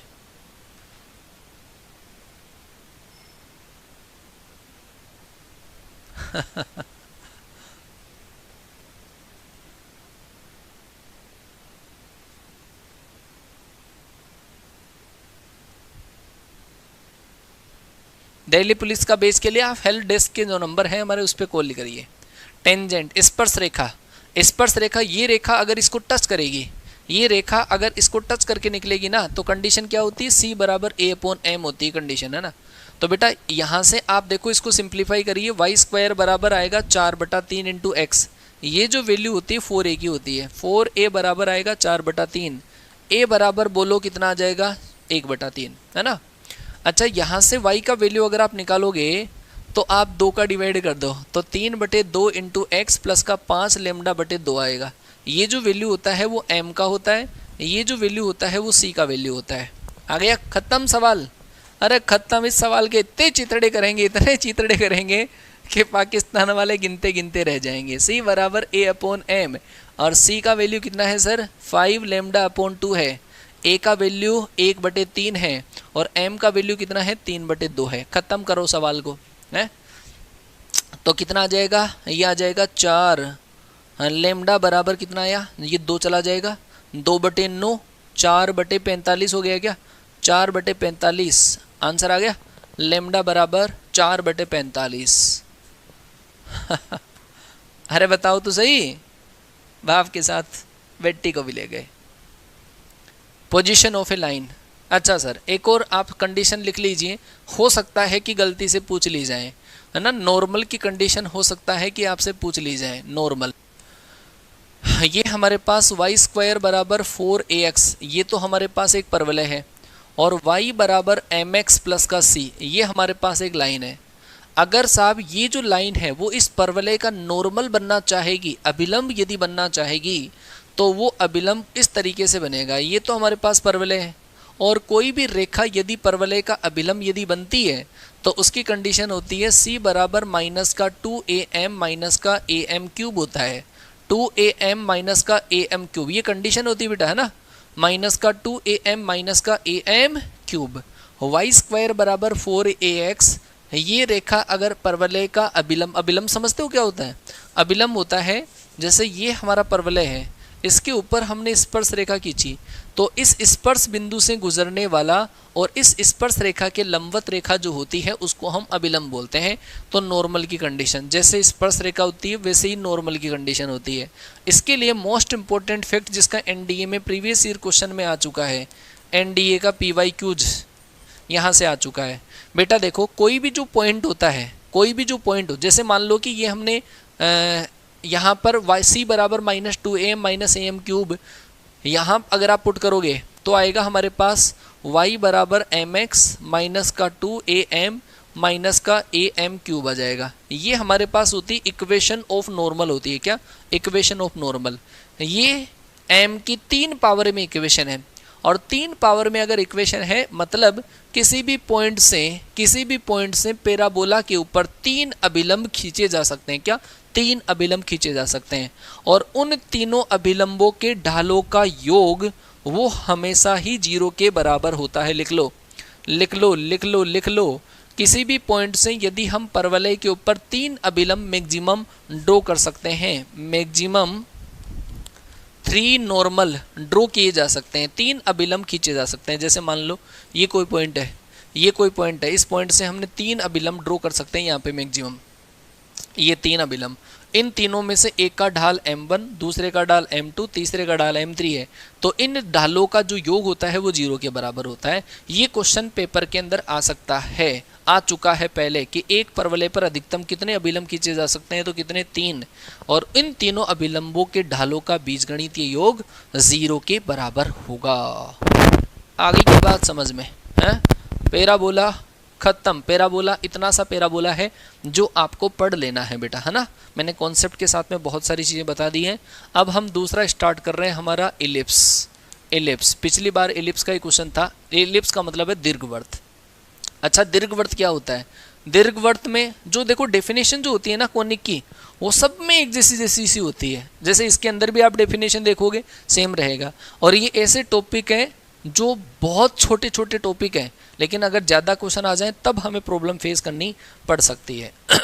अच्छा, इलिप्स क्या होता है? इलिप्स की दो डेफिनेशन है। पहली definition, first definition according to conic section. According to conic section ये डेफिनेशन होती है, एक ऐसे पॉइंट का लोकस, एक ऐसे पॉइंट का लोकस, ये एक फिक्स पॉइंट है और ये हमारे पास एक वेरिएबल पॉइंट है। एक ऐसे पॉइंट का लोकस जिसकी फिक्स पॉइंट से डिस्टेंस और एक फिक्स लाइन से डिस्टेंस, इन दोनों का रेशियो हमेशा कांस्टेंट रहें। ये तो सर आपने पैराबोला में भी बोली थी, बिल्कुल बोली थी सर पैराबोला में। यहाँ पर भी हम यही बोल रहे हैं, डेफिनेशन कोनिक सेक्शन की सेम सी डेफिनेशन है। सुनिए, एक ऐसे पॉइंट का लोकस जिसकी एक फिक्स पॉइंट से डिस्टेंस, ये फिक्स पॉइंट को मैंने एस माना है, फिक्स लाइन के ऊपर यदि आप इस पॉइंट से परपेंडिकुलर डिस्टेंस जो निकालोगे उसको हमने माना है पीएम। अगर आप इन दोनों के अंदर अगर रेशियो जो निकालते हो, ये रेशियो हमारा कांस्टेंट रेशियो रहता है और इसको हमने क्या बोला था? इसेंट्रिसिटी बोला था, उत्केंद्रता बोला था। अगर साहब इस ई का वैल्यू 1 से कम हो जाए, इस ई का वैल्यू अगर 1 से कम हो जाए, पी एस अगर 1 से कम आ जाए, ई का वैल्यू अगर 1 से कम हो, ई का वैल्यू 1 से कम होगा तो इसका मतलब पी एस जो होगा वो हमारा पी एम से कम होगा। तो ऐसे केस में जो शेप हमारे पास बनती है वो क्या बन जाएगी जी? इलिप्स बन जाएगी। सब कोनिक में, हाइपरबोला में भी ये पढ़ाऊंगा अभी थोड़ी देर पहले, हाइपरबोला में भी ऐसी डेफिनेशन है। एक ऐसे पॉइंट का लोकस जिसकी एक फिक्स पॉइंट से डिस्टेंस और फिक्स लाइन से डिस्टेंस का रेशियो, अनुपात अगर 1 से कम रहे तो उसको हम क्या बोलते हैं जी? इलिप्स बोलते हैं। ये पहली डेफिनेशन है।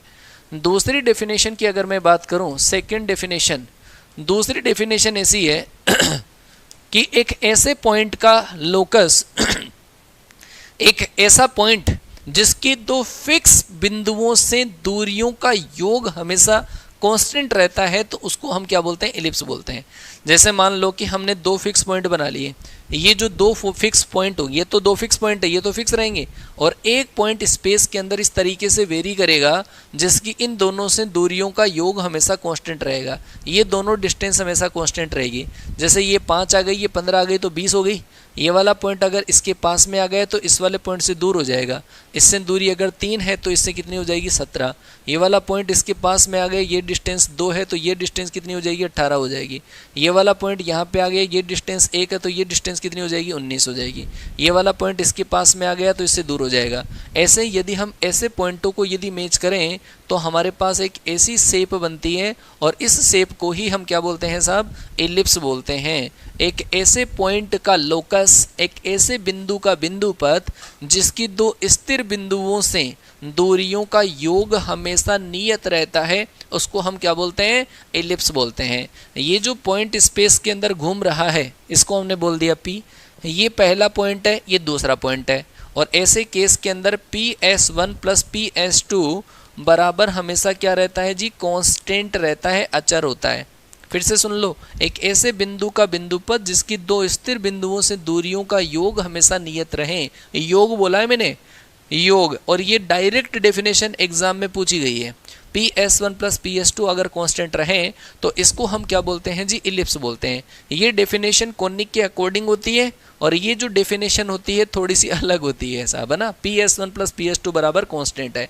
ये जो कांस्टेंट डिस्टेंस होती है, इसी कांस्टेंट डिस्टेंस को हम बोलते हैं डिस्टेंस ऑफ मेजर एक्सिस, मतलब दीर्घ एक्स की जो लंबाई होती है उसके बराबर होता है।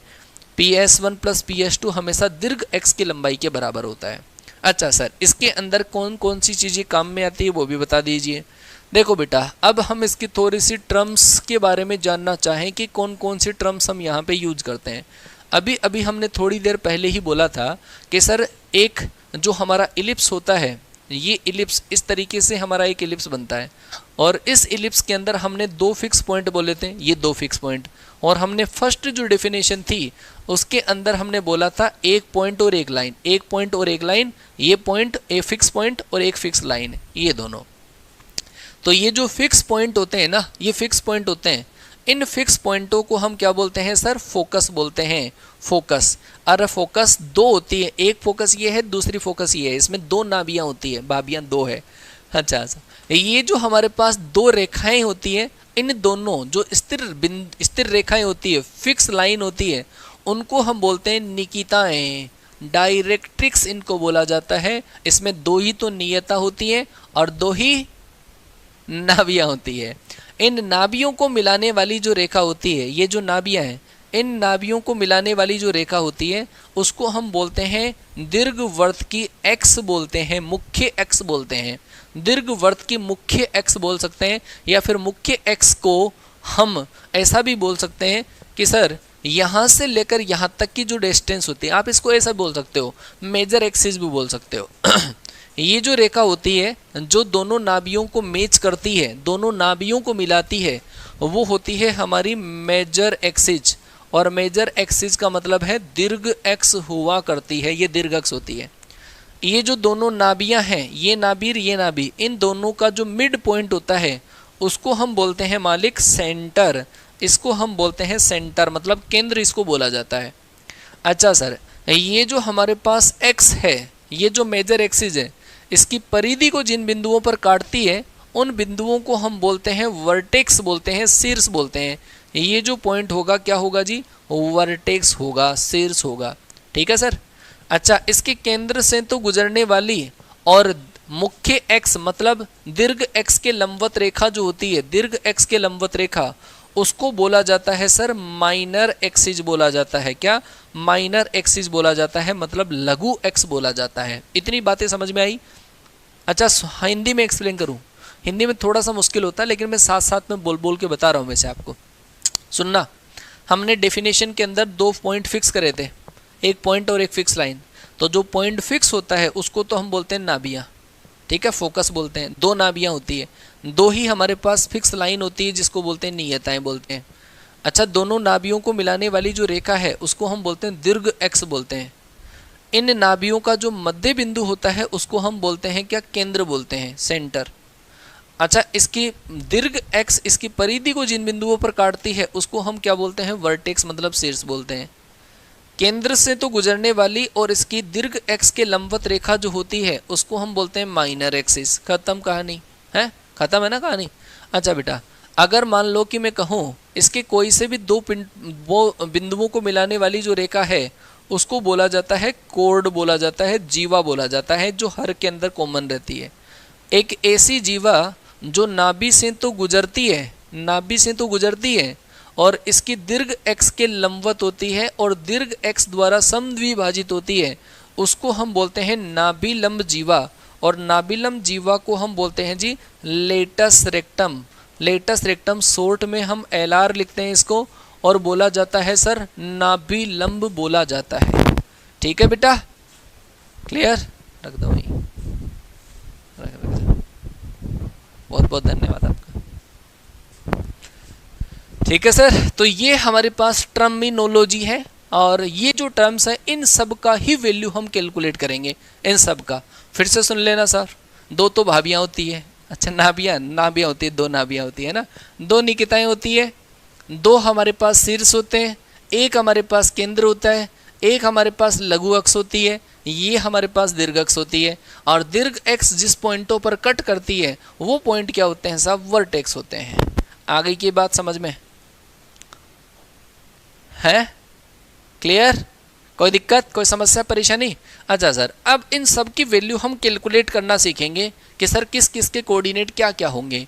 पहले टाइप का जो हमारा एलिप्स है, टाइप नंबर पहला, बेटा एलिप्स और हाइपरबोला में बहुत सारी कॉमन चीज़ें हैं, सेम टू सेम ही पढ़ेंगे साहब हम, है ना, सेम टू सेम ही पढ़ेंगे। पहला जो हमारे पास एलिप्स है x² / a² + y² / b² और बराबर बोलो कितना है? 1 है। ये हमारे पास पहले टाइप का एलिप्स है। और टाइप का एलिप्स है तो इसके अंदर a का वैल्यू b की वैल्यू से ज़्यादा होगा। जब x² की नीचे की संख्या y² की नीचे की संख्या से अगर बड़ी हो तो वो एलिप्स हमारा +x की तरफ फैल जाता है ना, +x की तरफ फैलने वाला बनता है। ये लो जी, x की तरफ फैलने वाला बनता है। लो, ऐसा हमारे पास इसका शेप बनेगा, x की तरफ ये फैल जाएगा। अच्छा, ये एक्स एक्स की तरफ फैलने वाले में इसमें हमें तीन चीज़ मेज़र करनी होती है, बस केवल तीन चीज़ मेज़र करनी होती है, और वो होती है साहब ए का वैल्यू, एक ई का वैल्यू, और एक होता है ई का वैल्यू, ई, ठीक है।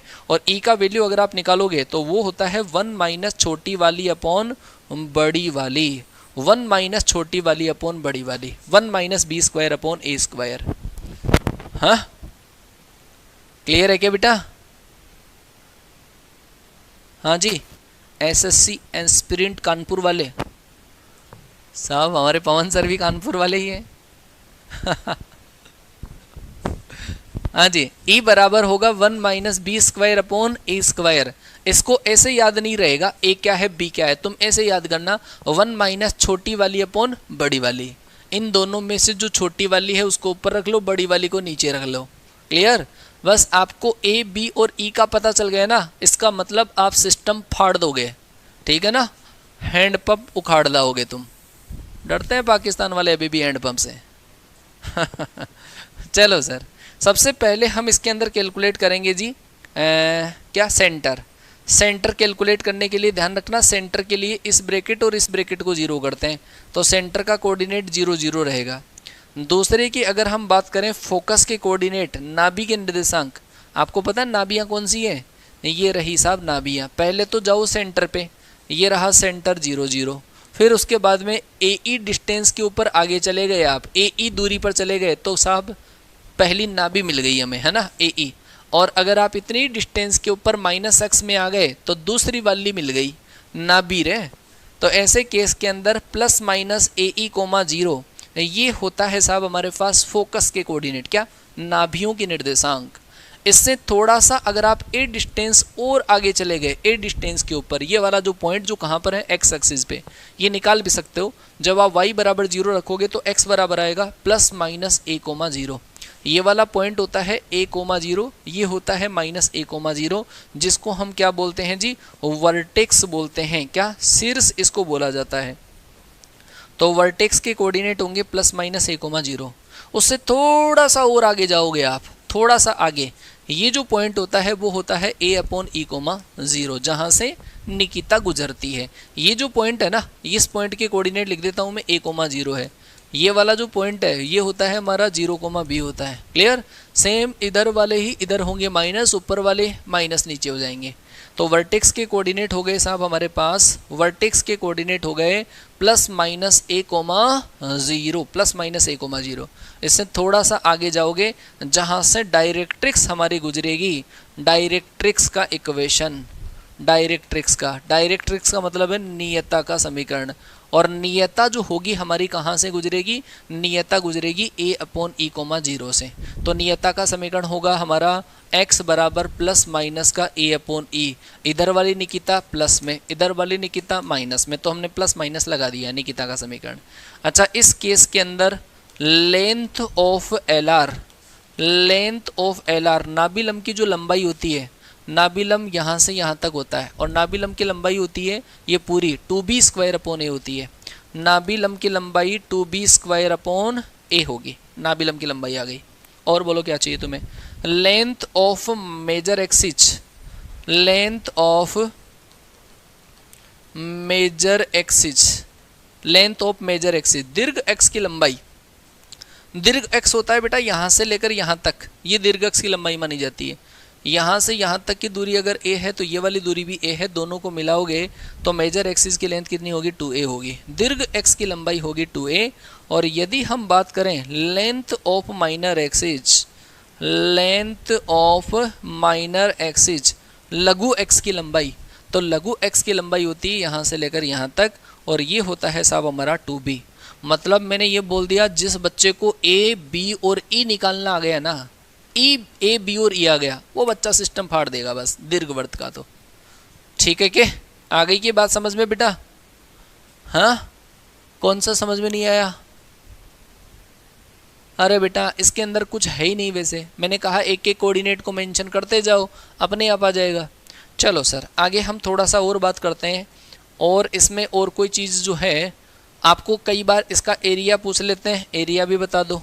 एरिया के अंदर मैंने अलग से पढ़ा है हालांकि, दीर्घवृत्त का जो एरिया होता है ना वो होता है हमारा पाई ए बी होता है। क्या? पाई ए बी दीर्घवृत्त का एरिया होता है। एक और पॉइंट सर, ये है हमारे पास पहली नाभि S1, ये है दूसरी भाभी S2, और अगर इसकी परिधि के ऊपर कोई भी पॉइंट हो, परिधि के ऊपर सर्क्यूम्फेरेंस के ऊपर जो कोई भी पॉइंट हो, और उस पॉइंट को यदि आप पहली नाभि दूसरी भाभी से अगर मिला दोगे तो उन दोनों का योग 9th नंबर का लिखो जरा, PS1 प्लस का PS2 जो होगा वो हमेशा मेजर एक्सिस की लेंथ के बराबर होगा। क्या होगा? मेजर एक्सिस की लेंथ के बराबर होगा, दीर्घ एक्स की लंबाई के हमेशा बराबर होगा। ठीक है क्या? अरे बताओ तो सही। हाँ जी, चलो साहब, ये पहले टाइप का दीर्घवृत्त हो गया। अब आ जाओ साहब दूसरे टाइप।